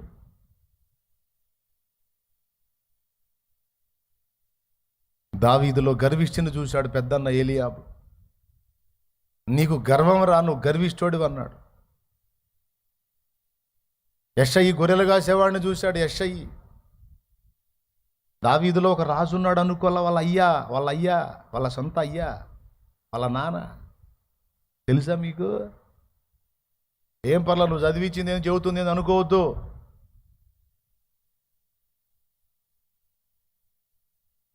పోతే పోయి చదివించింది ఇంకోసారి చెబుతా. ముందు ఇది సీరియస్గా తీసుకోండి. దావీదులో గొర్రెల కాపర్ని చూశాడు. వాళ్ళందా నీడు గొర్రెలు గాయడానికి తప్ప దేనికి పనికిరాడని నీ కుమారులందరినీ నా ముందుకు తీసుకొని రమ్మన్నప్పుడు యెషయి మిగిలిన కొడుకులందరినీ తెచ్చాడు, కానీ దావీదును తేలా. ఎందుకు తేలా? ఒకసారి ఊహించండి. అంటే ఆయన మనసులోనే వాడు రాజుకు పనికిరాడు అనే ఫీలింగ్ ఉంది. వాడు గొర్రెలు కాసుకునేదానికి పనికొస్తాడు తప్ప రాచరికపు టీవీకి కానీ, దర్పానికి కానీ, జ్ఞానానికి కానీ, శౌర్యానికి కానీ, పరాక్రమానికి కానీ, యుద్ధానికి కానీ, ఆ దర్పానికి కానీ పనికిరాడు. మిగిలిన వాళ్ళు పనికి వస్తారు, వీడు పనికిరాడు అనుకున్నాడు. అందుకే సమూయేలు నీ కుమారులందరినీ నా ఎదురుగా రప్పించమన్నప్పుడు ఆ ఒక్కడిని తప్పించి మిగిలిన వాళ్ళందరినీ రప్పించాడు. కానీ దావీదు కూడా అనుకొని ఉండొచ్చు. పెద్ద అన్న తిడతాడు, 2 అన్న తిడతాడు, 3 అన్న తిడతాడు, 4 అన్న తిడతాడు, వాళ్ళందరూ తిడతారు నన్ను. నిజంగా వాళ్ళందరూ గొప్పలు, నేను ఎదవను కాబోలు. పోనీలేపా దిక్కులేని వాళ్ళకి దేవుడే దిక్కు. సరే, వాళ్ళు తెలివిగలవాళ్ళు, వాళ్ళు బలవంతులు, శౌర్యవంతులు, యుద్ధశాలురు. వింతైన విషయం చెప్పనా, అన్నలందరూ తృణీకరించేవాళ్ళు, తండ్రి కూడా లక్ష్య పెట్టేవాడు కాదు. కానీ తల్లి సపోర్ట్ చేసింది దావీదుకి. బాయ్ ఓయ్ స్తోత్రం చెప్పు.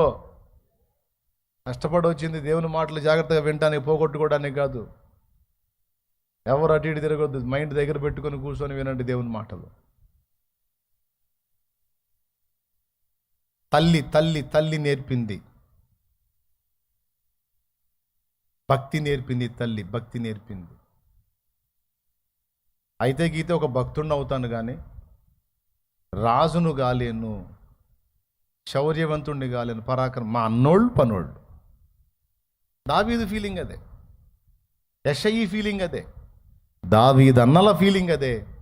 బజార్లమిటి బాలుడుగా దావీదు తిరుగుతున్నప్పుడు సమాజ ప్రజలు ఎవడన్నా అనుకొని ఉంటారా ఇశ్రాయేలుకు రాజని? వచ్చిద్దా ఊహ? కానీ వీళ్ళెవ్వరూ అనుకొనక మునిపే దావీదు అనేవాడు తన తల్లి గర్భములో రూపింపబడక మునిపే దేవుడు దావీదులో ఒక పరాక్రమము కలిగిన ఇశ్రాయేలు రాజును చూశాడు. అది నా దేవుడు.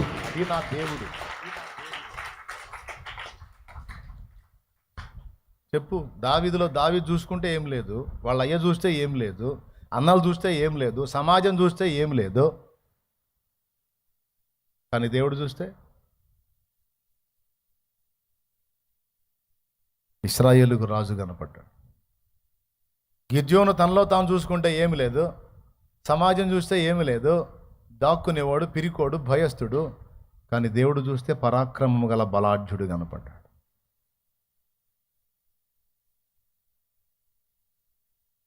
పేతురు తనలో తాను చూసుకుంటే పాపాత్ముడు, చెంచలుడు, అస్థిరుడు. కానీ ప్రభు పేతురికి వెళ్ళి చూస్తే కేఫా, రాయి.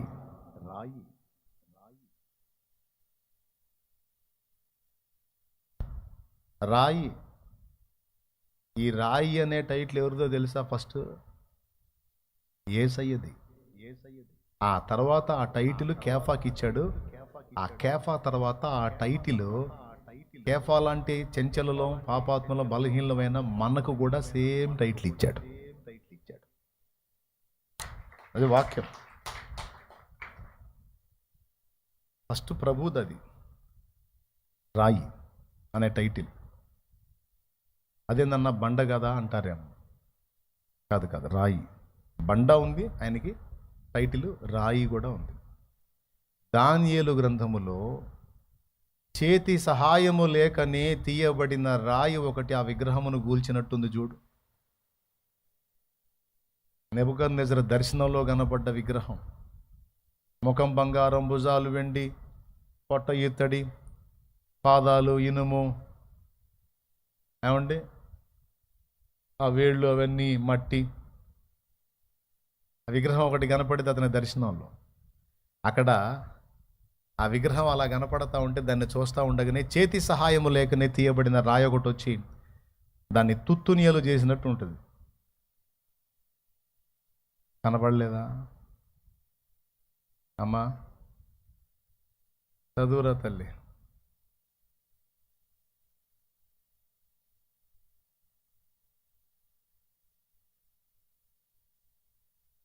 దానియేలు గ్రంథము 2వ అధ్యాయం 45వ వచనం. చదివేసే నాన్న. చేతి సహాయము లేక పర్వతము నుండి తీయబడిన ఆ రాయి ఇనుమును, ఇత్తడిని, మట్టిని, వెండిని, బంగారం. పర్వతం అంటే దేవుడండి. నా కోట, నా బలమా, నా కోట, ఆరాధన నీకే. నా బలమా, నా కోట, ఆరాధన నీకే. నా దుర్గమా, ఆశ్రయమా, ఆరాధన నీకే. నా దుర్గమా, ఆశ్రయమా, ఆరాధన నీకే. ఆరాధన, ఆరాధన అబ్బా తండ్రి నీకేనయ్యా. Praise the Lord. దేవుడు దుర్గముతో పోల్చబడ్డాడు. దుర్గము అన్న కొండ అన్న ఒకటే. కొండని పర్వతం అని కూడా అంటాడు. పెద్ద కొండ అయితే పర్వతం, చిన్నదైతే కొండ. అర్థమైందా? దేవుడు దుర్గముతో పోల్చబడ్డాడు, పర్వతంతో పోల్చబడ్డాడు. అర్థమైందా? పర్వతము నుండి తీయబడిన రాయి అంటే తండ్రి అయిన దేవుని నుండి ప్రత్యేకింపబడిన యేసు. చేతి సహాయము లేకయే అంటే ఎవరి చేత నిర్మించబడిన వాడు కాదు యేసు, తండ్రి నుండి తానే వచ్చినవాడు. చేతి సహాయము లేకయే తీయబడిన రాయి వచ్చి ఆ విగ్రహమును కూల్చినట్టు చదువు. చేతి సహాయము లేక పర్వతము నుండి తీయబడిన ఆ రాయి ఇనుమును, ఇత్తడిని, మట్టిని, వెండిని, బంగారమును పగులగొట్టగా తమరు చూచితిరి. ఇందువలన మహాదేవుడు ముందు జరగబోవు సంగతి రాజునకు తెలియజేసి ఉన్నాడు. ఏమండి, అది సంగతి. అక్కడ రాయి ఎవరో తెలుసా? యేసయ్యే. ఒకటి, పేతురుకి ఏమని టైటిల్ ఇచ్చాడు? సీమోన్ నీవు కేఫా అనబడుదు అంటే రాయి. కేఫా అనే మాటకు అర్థం రాయి అని ఉంటుంది. అదే ఎక్కడ ఉంచుద్ది? మత్తయి సువార్త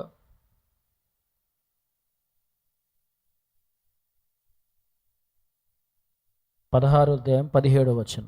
చదువు. అందుకు యేసు, సీమోను బర్యోనా నీవు 16-17.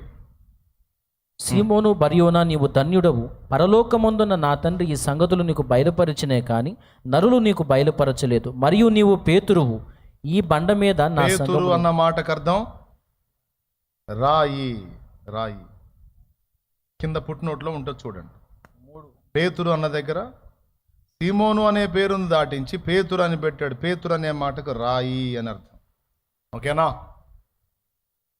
కేఫా అన్న, సీమోన్ పేతురు అన్న, సీమోన్ అన్న, సీమోన్ బరియోన్ అన్న, అన్ని పేతురే. పేతురు అనే శబ్దానికి అర్థం రాయి అని. ఈ రాయి అనే టైటిల్ ఎవరు ఇచ్చారు? యేసయ్య ఇచ్చాడు. ఎవరికి ఇచ్చాడు? బలహీనుడు, అస్థిరుడు, నేను పాపాత్ముడని తానే చెప్పినటువంటి సీమోనుకు దేవుడు పేతురు అనే టైటిల్ ఇచ్చాడు, రాయి. ఈ రాయి అనే టైటిల్ మొదట ఎవరిది? యేసయ్యది. అది ఎక్కడుంది?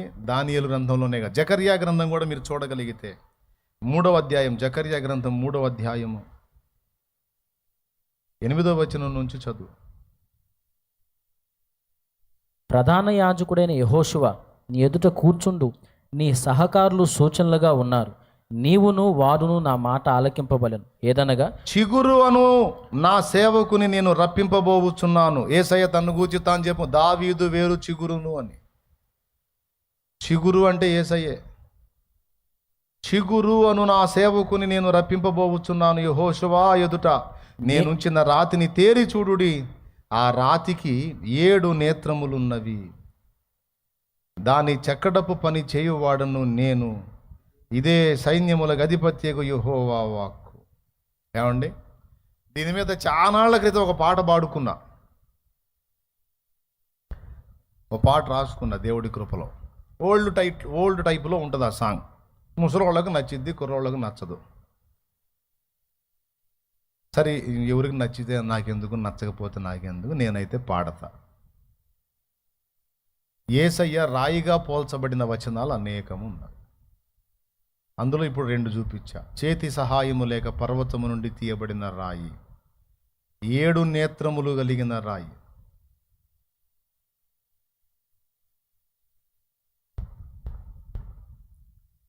ఈ రెండిటితో పాటు నిషేధింపబడిన రాయి, మూలకు తలరాయి. ఓకేనా? ఈ మాటలు కూడా యేసయ్యవే. అందుకని దీన్నే మెయిన్గా తీసుకొని ఇక పట్టుకో. నిషేధింపబడిన రాయి మూలకు అయ్యెను తలరాయి, నిషేధింపబడిన రాయి మూలకు అయ్యెను తలరాయి. ఆ రాయి యేసయ్యేనోయి, యేసయ్యను చేరితే ఎంతో హాయి. ఆ రాయి యేసయ్యేనోయి, యేసయ్యను చేరితే ఎంతో హాయి. నిషేధింపబడిన రాయి మూలకు అయ్యెను తలరాయి, నిషేధింపబడిన రాయి మూలకు అయ్యెను తలరాయి. ఆ రాయి యేసయ్యేనోయి, యేసయ్యను చేరితే ఎంతో హాయి. ఆ రాయి యేసయ్యేనోయి, యేసయ్యను చేరితే ఎంతో హాయి. నిషేధింపబడిన రాయి మూలకు అయ్యెను తలరాయి. దేవునికి స్తోత్రం. 2015-16 అప్పుడు రాశా. అప్పుడు దేవుడిచ్చిన తలంపుతో క్యాసెట్ చేయలేదులే కానీ, అది రికార్డ్ చేయలేదులే కానీ,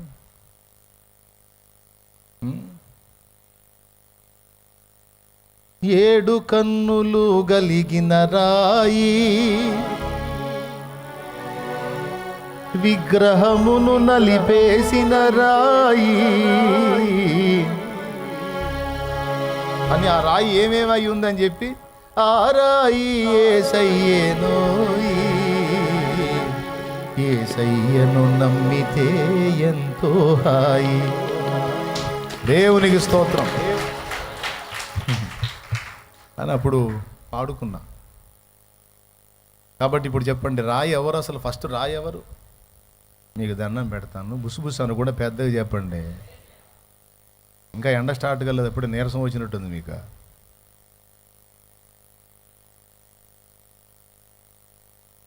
రాయి అనే టైటిల్ ఎవరిది?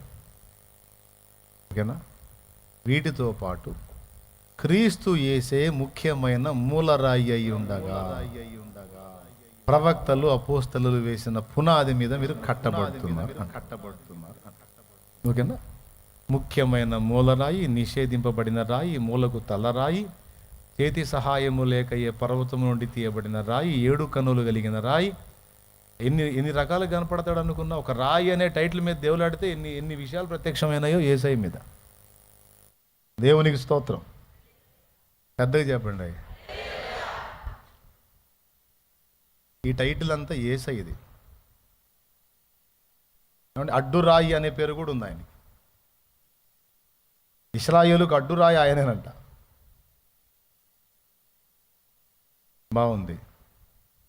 ఈ టైటిల్ తర్వాత కేఫాకి ఇచ్చాడు. సీమోన్, నీవు పేతురువు, నువ్వు రాయివని. అంటే నేను ఒక రాయిని, నీవు కూడా రాయివి అన్నాడు. నేను రాయలేదు, రప్పలేదు సార్, నేను అంత చంచలంగా ఉన్నాను, అస్థిరుడుగా ఉన్నాను, పాపాత్ముడుగా ఉన్నాను, నాకు రాయి అంత సీన్ ఎక్కడ లేదు. నువ్వు రాయివి. నా అంతటి వాడివి అవుతావు నువ్వు అని చెప్పగానే చెప్పాడండి. నేను చెప్పేది వాస్తవం. మీరు కావాలంటే చూడండి, సీమోను పేతురు హతసాక్షి అయిన వైనం చూడండి మీరు. సీమోను పేతురు కూడా సిలువ మీదనే చనిపోయాడు. యేసయ్య సిలువనెక్కి ప్రాణం పెట్టాడు. సీమోను పేతురు కూడా ప్రభు నిమిత్తము, పరిచర్య నిమిత్తము హతసాక్షి మరణం పొందేటప్పుడు తలక్రిందుగా సిలువ వేయబడి ప్రాణం పెట్టినట్టు చరిత్ర ఉంది. అంటే నా అంతటి వాడవని చెప్పేశాడు. ఎంత గొప్ప టైటిల్ ఇచ్చాడో చూడండి. ఎవరికి? ఆ తర్వాత అదే టైటిల్ మనకి ఇచ్చాడు. మళ్ళీ మనకెక్కడిచ్చాడు అంటే పేతురు పత్రికలోనే ఇచ్చాడు. అంటే రాయి పత్రికలోనే మనం రాళ్ళమని సాక్ష్యం ఇచ్చాడు. పేతురు పత్రిక అంటే రాయి పత్రిక. పేతురు రాసిన మొదటి పత్రిక 2వ అధ్యాయము 2వ వచనం నుంచి చదువు.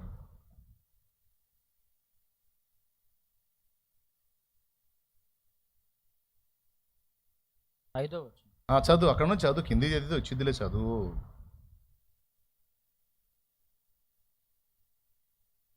లేదా మనుషుల చేత విసర్జింపబడినను దేవుని దృష్టికి ఏర్పరచబడినది అమూల్యమును సజీవమైన రాయియగు ప్రభువునొద్దకు వచ్చిన వారై యేసుక్రీస్తు ద్వారా దేవునికి అనుకూలములకు ఆత్మ సంబంధమైన బళ్ళు నడిపించుటకు పరిశుద్ధ యాజకులుగా ఉండునట్లు మీరును సజీవమైన రాళ్ళవలె నుండి ఆత్మ సంబంధమైన మీరును సజీవమైన రాళ్ళు. అది మీరును సజీవమైన రాళ్ళు. ఇప్పుడు మనందరం ఎవరు అండి? సజీవ రాళ్ళం.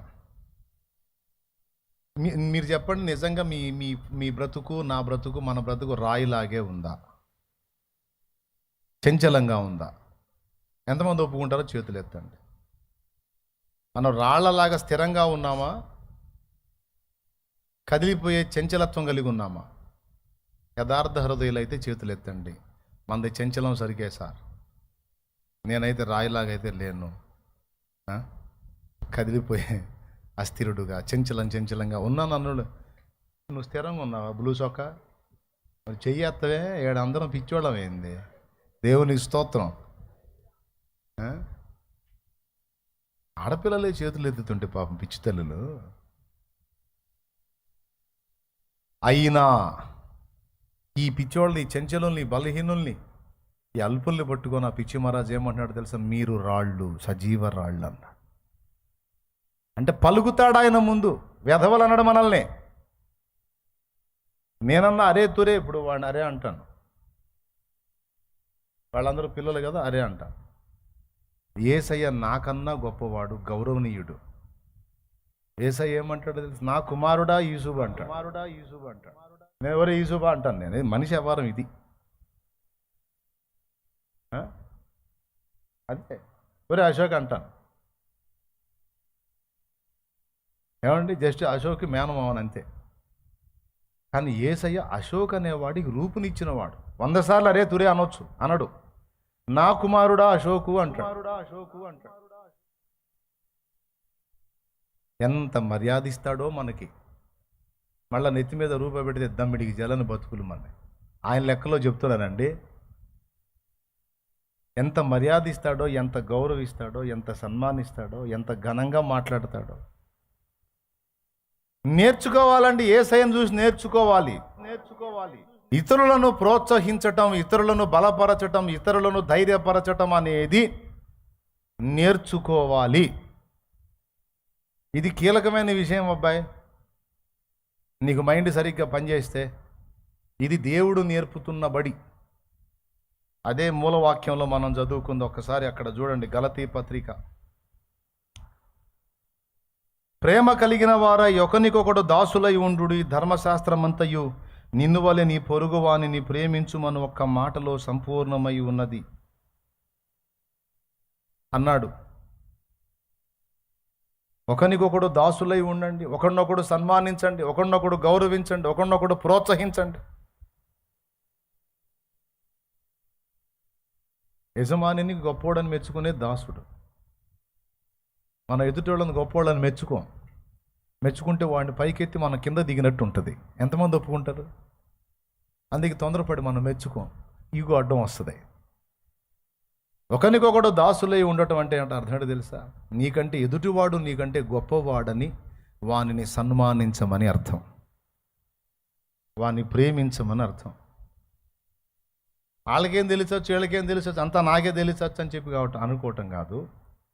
ఇతరులు నాకంటే గొప్పవాళ్ళు, నేనే తక్కువ దాన్ని, నేనే తక్కువ వాడిని, వాళ్ళు గొప్పవాళ్ళు అని అనుకోవటమే కాదు, మాటలో కూడా వారిని ప్రశంసించి మాట్లాడాలి, ఎంకరేజ్ చేయాలి, ప్రోత్సహించాలి.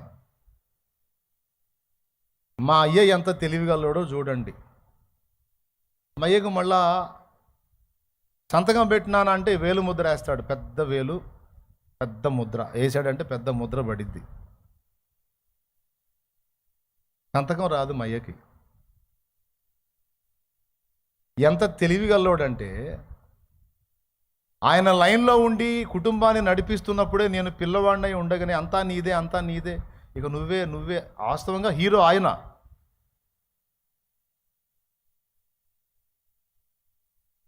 ఏమైనా అర్థమవుతుందా తండ్రులారా, తల్లులారా? ఎంత సులువుగా నా నెత్తిన బరువు వేశాడో మీకు తెలుసా మయ్య? అందుకే ఆయన అన్ని షేడ్లలో కనపడతాడు నాకు. మీ నాన్నని తెగ మెచ్చుకుంటాను అనొద్దు. అట్లా ప్రయోగాలు చేశాడు నా మీద, ఆయన సక్సెస్ అయ్యాడు. కుటుంబాన్ని ఆయన నడిపిస్తూ ఉండగానే, కుటుంబానికి ఆయన వెన్నుదన్నుగా ఉండగానే, కుటుంబానికి ఆయన పోషకుడుగా ఉండగానే, తాను ఒక బలహీనుడైనట్టు, నేనే కుటుంబాన్ని అంతా చక్రం తిప్పాలన్నట్టు మాట్లాడేవాడు. తన్ను తాను తృణీకరించుకొని తన చిన్న కొడుకు, 8వ కొడుకు నేను, దేవునికి స్తోత్రం, 8వ సంతానం నేను, నన్ను ఆయన అలా మాట్లాడేవాడు. నీదే బాధ్యత, నీదే భారం, నీదే నీదే నీదే నీదే, నువ్వే చక్రం తిప్పాలి, కుటుంబాన్ని నువ్వే నడిపించాలి, కుటుంబాన్ని నువ్వే కట్టాలి, కుటుంబాన్ని నువ్వే అని. ఎంత వయసులోనో తెలుసా? నాకు 11 సంవత్సరాల వయసులో ఈ మాటలు చెప్పటం మొదలుపెట్టాడు.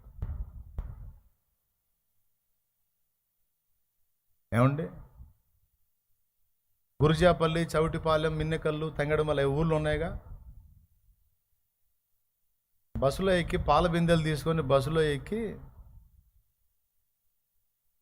నిద్రపోయా.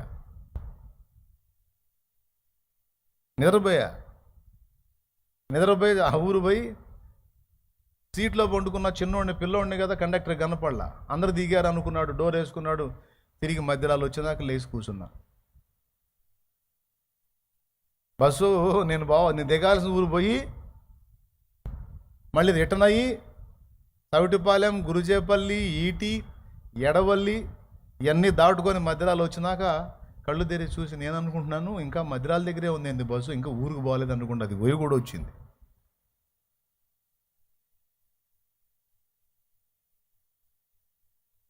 అంటే పండుకొని నిద్రపోతే సోయ లేకుండా నిద్రపోయి మళ్ళీ ఏం చేయాలా? ఇంటికి పోతే ఎట్లా? ఎంత అయింది అప్పుడు టైం? ఆఖరి బస్సు 10. దిగి మళ్ళీ అడ్వాన్స్ సెంటర్లో పాల బిందెలు పెట్టుకొని, దేవుడా ఏదన్నా బండి పంపించు, దేవుడా ఏదన్నా బండి పంపించు, దేవుడా ఏదన్నా బండి పంపించు అంటే ఒక జీబు వెళ్తుంది. ఎక్కడ దాకంటే చౌటిపాలెం దాకా పోతా ఉన్నాడు. ఆ జీబు ముందు బానెట్ మీద ఎక్కి కూర్చున్న బిందెలు పెట్టుకొని. ఆడ చేరేసరికి 11 అయింది. ఆ చౌటిపాలెం నుంచి నేను పోవాల్సిన ఊరికి పోవాలంటే మధ్యలో సమాధుల్లో గుండా పోవాలి. ఆ పక్క ఈ పక్క సమాధులు ఉంటాయి. 10, 11 ఏళ్ళ వయసు. ఇక నాకు హర్రర్ మూవీస్ అన్నీ అప్పుడే గుర్తొస్తున్నాయి.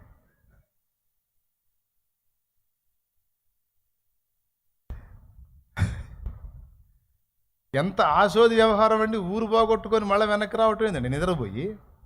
అంత బలహీనుడుగా నేను ఉన్నప్పుడే నా తండ్రి నాతో మాట్లాడిన మాట ఏమిటంటే, నువ్వే కుటుంబాన్ని నిలబెట్టాలి నాయనా.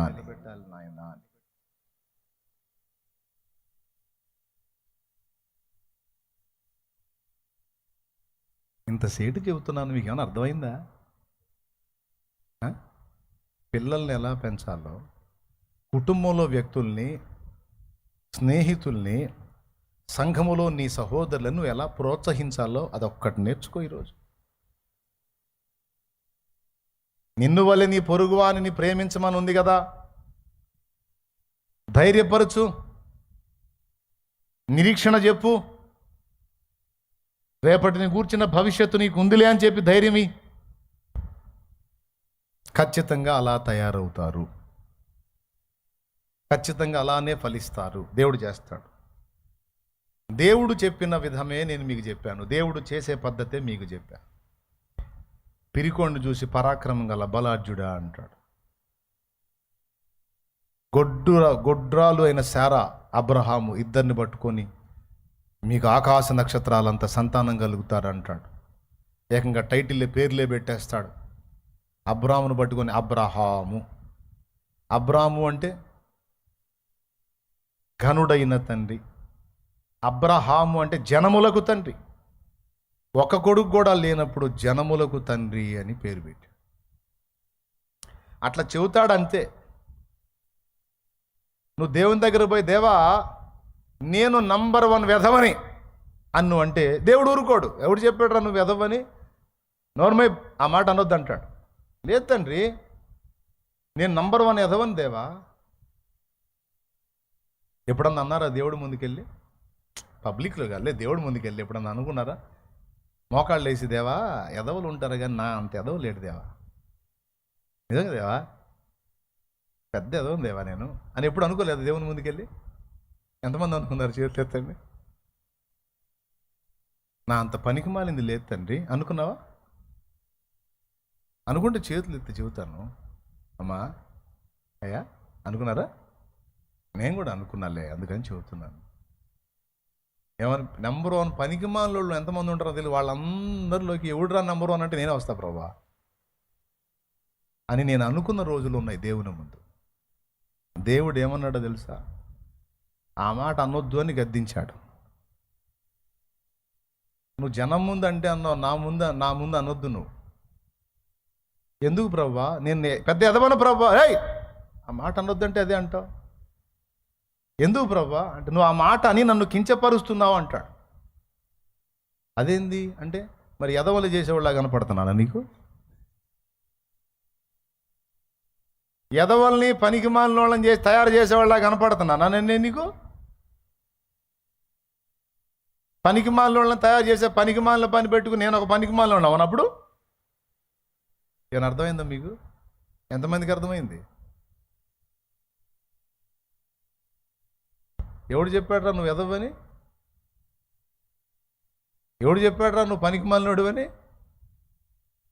ఇచ్చోడా, ఈ ప్రపంచంలో ఎవ్వడికి లేని పవర్ నీకు ఇచ్చారని నేను.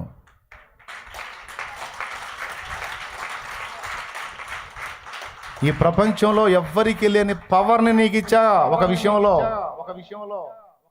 అది మిగిలిన వాళ్ళకి ఎవరికి లేదు. ఎవరికి లేని ఫేస్ నీకు ఇచ్చా, ఎవరికి లేని ప్రభావాన్ని కూడా నీకు ఇచ్చా. అది నీలో నిద్రాణమై ఉంది. దాన్ని మేల్కొలుపు. నువ్వు ఎందుకు పనికిమాలినోడు అవుతావు నేను చూస్తా. ఇది అర్థమైతే నేను ముగిస్తా. ఎంతమందికి అర్థమైంది? దేవుని దగ్గరికి వెళ్ళి కొంతమంది ఇలాంటి మాటలు మాట్లాడతారు. నేను చెబుతున్నా, నువ్వు పనికిమాలిన దానివి పనికిమాలినోళ్ళ కనపడవచ్చు, నీ పిల్లలు నీకు పనికిమాలినోళ్ళ కనపడవచ్చు. కానీ నీకు తెలియదు భవిష్యత్తులో నీ పిల్లలు ఏం కాబోతున్నారో, దేవుడు ఏం చేయబోతున్నాడో, ఏ పనికి వాళ్ళని నిలబెట్టబోతున్నాడో, ఏ స్థాయికి వాళ్ళని తీసుకెళ్ళబోతున్నాడో, నీ బిడ్డల్ని రేపు ఎంత గొప్ప వాళ్ళని చేయబోతున్నాడో నీకేం తెలుసు? పొద్దున్నే పోయి సాయంత్రానికి దుమ్ము కొట్టుకొని గొర్రెల వెంట పోతే ఎంత దువ్వో తెలుసా, ఎంత దుమ్మో తెలుసా? అవి అట్ట పోతుంటేనే పౌడర్ లేసి పడ్డట్టు పడుతుంటుంది మొఖాన. గొర్రెలు పోతుంటే అండి దుమ్మండి.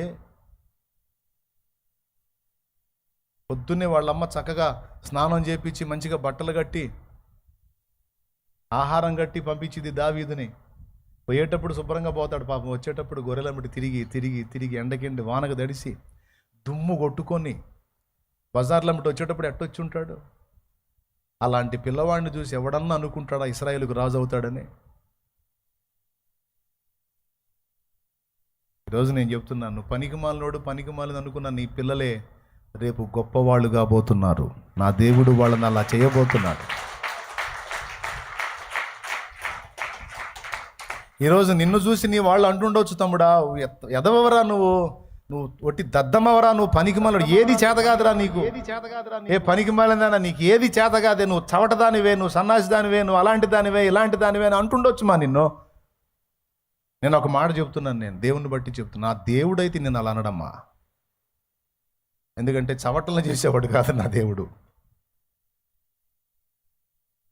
ఆ అన్ననోళ్ళన్నీ మూతపడేటట్టు నా దేవుడు నిన్ను ప్రయోజనకరమైన పాత్రగా తీర్చిదిద్దుతాడు. అది జరగబోతుంది భవిష్యత్తులో.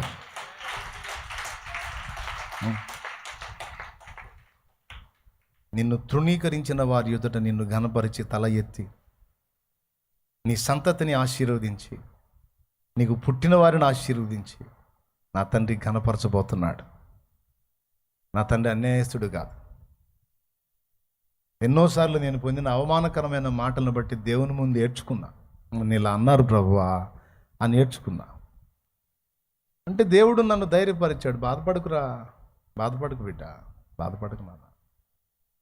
వాళ్ళంటే అయిపోయావురా నువ్వు, అలాగా వాళ్ళంటే అయిపోయావా? నేను కదా, నేనేమంటున్నాను, నాకు ప్రియమైన కుమారుడు నువ్వు, నాకు బహుప్రియుడు నువ్వు. దగ్గర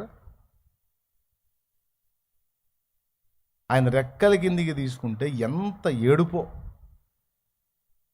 వాళ్ళు అలా అంటే అయిపోయావా నువ్వు అలాగని? అరే 1,000,000 మంది అన్నా వాళ్ళ మాట పట్టించుకుంటావు, నా మాట తీసుకుంటావు. నేను కదా అనాలి, నేను అనలేదు కదా. నువ్వు ఆశీర్వదించబడిన వాడివి నానా, నువ్వు ఆశీర్వదించబడిన వాడివి నానా. నువ్వు అనేకులకు దీవెనగా మారతావు, నేను చేస్తాగా. వాళ్ళ మాటలు బట్టి ఆడవకరా, కృంగిపోకు, ధైర్యం తెచ్చుకో అని ఎన్నిసార్లు నన్ను ధైర్యపరిచాడో నా యేసయ్య నాకు తెలుసు. ప్రాక్టికల్గా నేను అనుభవించాను.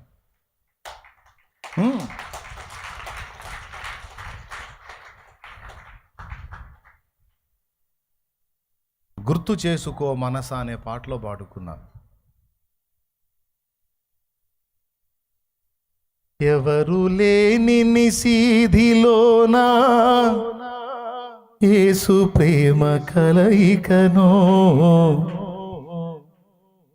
ఏనాటికి మారిపోని క్రీస్తుని మమకారమును గుర్తు చేసుకో మనస, గుండెలోన దాచుకో.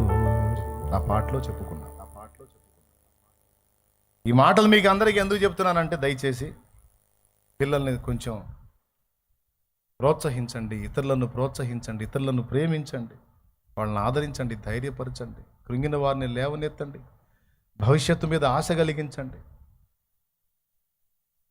ఆమె విశ్వాసురాలు కాబట్టి, థామస్ ఆల్వా ఎడిసన్ తల్లి విశ్వాసురాలు కాబట్టి, భక్తురాలు కాబట్టి, దేవుని బట్టి ఆ మాట పలికింది. టీచర్స్గా నువ్వు పిచ్చోడివి కావచ్చు బేట, చెవిటోడి కావచ్చు, కానీ నా దేవుడు నిన్ను తయారు చేశాడు. నా దేవుడే నిన్ను మేధావిగా చేస్తాడు. నా దేవుడే నిన్ను తెలివైన వాడిగా చేస్తాడు. నా దేవుడే నిన్ను ప్రయోజకుడుగా చేస్తాడు. ఈరోజు ప్రతి ఇంట్లో స్విచ్ చేశాడు, టప్మన్ లైట్ వెలిగిందంటే ఆయన పుణ్యమే. ప్రపంచమంతా ఆయన కనిపెట్టిన బల్బు వెలుగులో బతుకుతుంది. ఈరోజు బల్బు వేసుకుంటాడు కానీ కనిపెట్టినోడిని గుర్తు చేసుకోడు. థామస్. దేవునికి స్తోత్రం కలుగును గాక. ప్రియులారా, నువ్వేం దిగులు పడద్దు.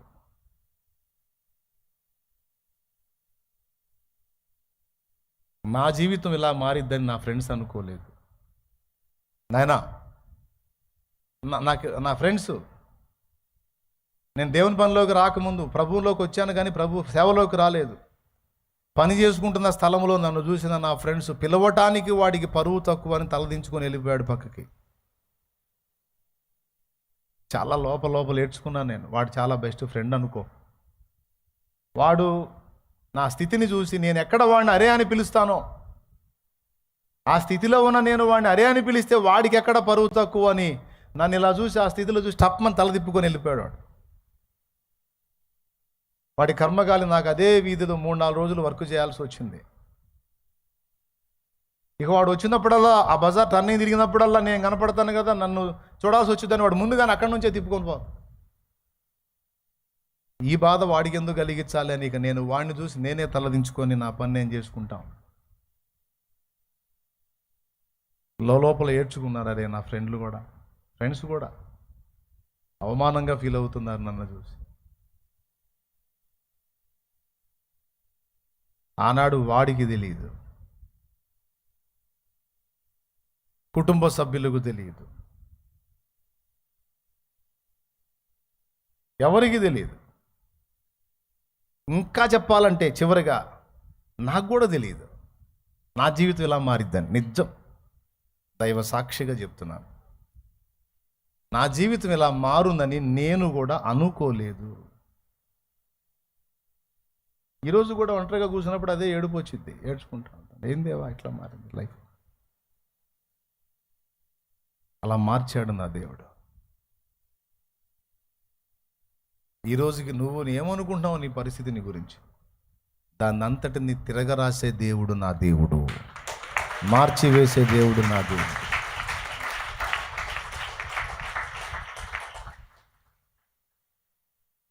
నీ ఫ్యూచర్ని ఎలా మారుస్తాడో నీకు తెలుసా? ఆయన చేతుల్లో ఉంది. నిన్ను రత్నంలా తీర్చిదిద్దే బాధ్యత నా దేవుడిది. ఆయన తీసుకుంటాడు. అందుకే చెప్తున్నా, నిన్ను గూర్చైనా,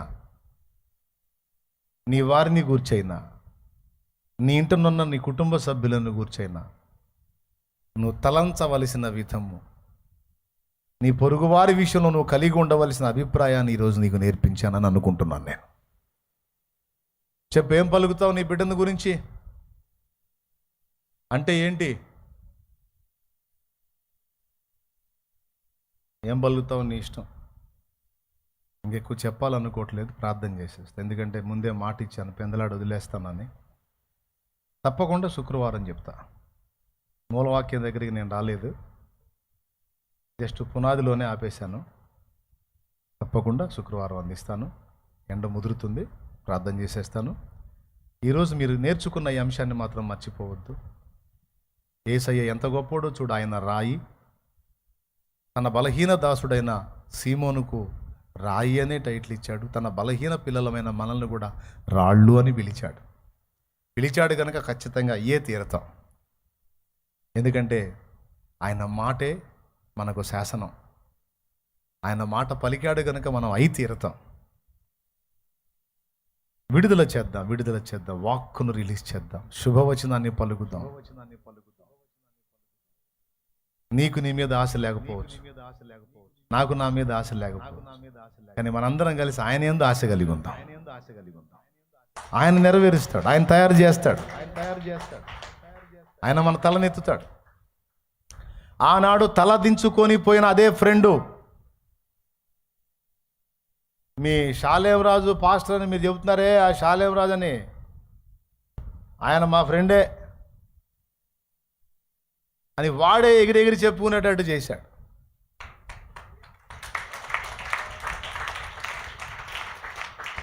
మళ్ళా వాడు నాకు ఇప్పుడు నేనున్న పొజిషన్లో వాడిని చూసి వాడు దీన స్థితిలో ఉన్నాడు.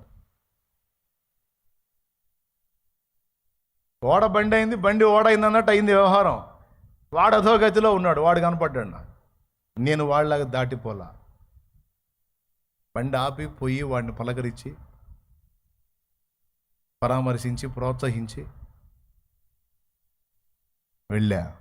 అక్కడ ఒక పాట, రే మనుషుల స్థితిగతులను బట్టి అంచనా వేయొద్దు, దేవుడు చరిత్రలో తిరగరాస్తాడ్రా, కానీ నీలాగైతే ఉండాలనుకోలేదు నేను, నువ్వు ఎప్పటికీ నా ఫ్రెండ్ వేరా అని దగ్గర తీసుకున్నా.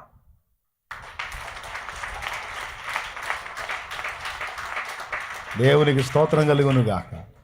ఇది నాకు దేవుడు నేర్పిన సంస్కారం. నన్ను చూసి తల తిప్పుకున్నావు ఆనాడు నా దీనస్థితిని చూసి.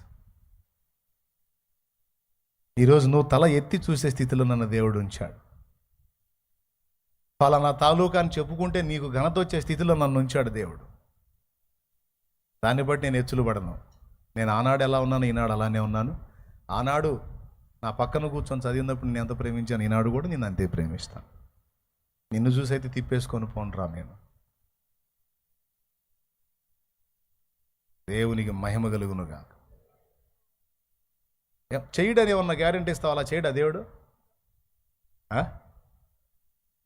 మరి ఎందుకు కృంగిపోవాలి? ఎందుకు దిగజారిపోవాలి? ఎందుకు వీక్ అవ్వాలి? ఎందుకు శపించుకోవాలి? విఫలులు చేసిన విజ్ఞాపనలకు సఫలత నీవే కదా సిల్వధరా, శాంతికరా. విఫలులు చేసిన విజ్ఞాపనలకు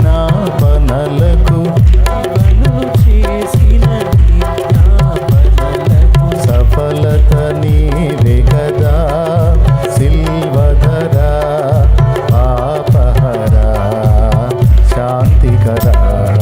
హే ప్రభు యేసు, హే ప్రభు యేసు, హే ప్రభు దేవసుత సిల్వధరా, పాపహరా, శాంతికరా. హే ప్రభు యేసు, హే ప్రభు యేసు. హల్లెలూయా. థామస్ ఆల్వా ఎడిసన్ తల్లి ఎవరిని ఫాలో అయింది? చెప్పండి ఒక మాట. యేసయ్యను ఫాలో అయింది. యేసయ్య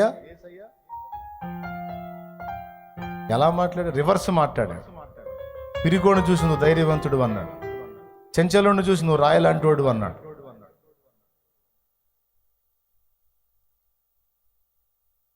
గొడ్రాలను చూసి నువ్వు వేలకు జలం తల్లివి అన్నాడు. శారమ్మని ఆకాశ నక్షత్రములంత సంతతికి నువ్వు తల్లివి అన్నాడు. అంత రివర్స్. శాపాలు పలకపోతే శుభవచనం పలుకు. ఇలా ఇలా ఇలా ఇలా మాట్లాడు. వాక్ ఇలా రిలీజ్ చేయి. ఇది జరిగిద్ది. అది పలికితే అది జరిగిద్ది. కనుక సరి చేసుకుందాం. మన విషయంలో మనం పలుకునేది కానీ ఇతరుల విషయంలో పలికేది కానీ ప్రోత్సహిద్దాం. ఏం చేద్దాం? వెన్ను తడదాం, ధైర్యపరుద్దాం, నిలబెడదాం, ఆదరిద్దాం. అదే క్రైస్తవుడికి వన్నె. అదే క్రైస్తవుడికి తగింది. నిన్ను చూస్తే అవతల వాళ్ళకి స్వాంతన కలగాలి, ధైర్యం కలగాలి, నీ మాటలు వింటే ప్రోత్సాహం కలగాలి. నిరాశ, నిరుత్సాహం, నిస్పృహ రావద్దు. ఆ స్థితిలో ఉన్నోళ్ళు కూడా నీ మాటలు వినబడ్డప్పుడు బ్రతుకు మీద ఆశ పుట్టాలి, ధైర్యం రావాలి.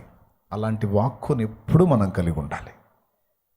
దేవునికి స్తోత్రం. అలాంటి కృప మనకు దేవుడిచ్చును గాక.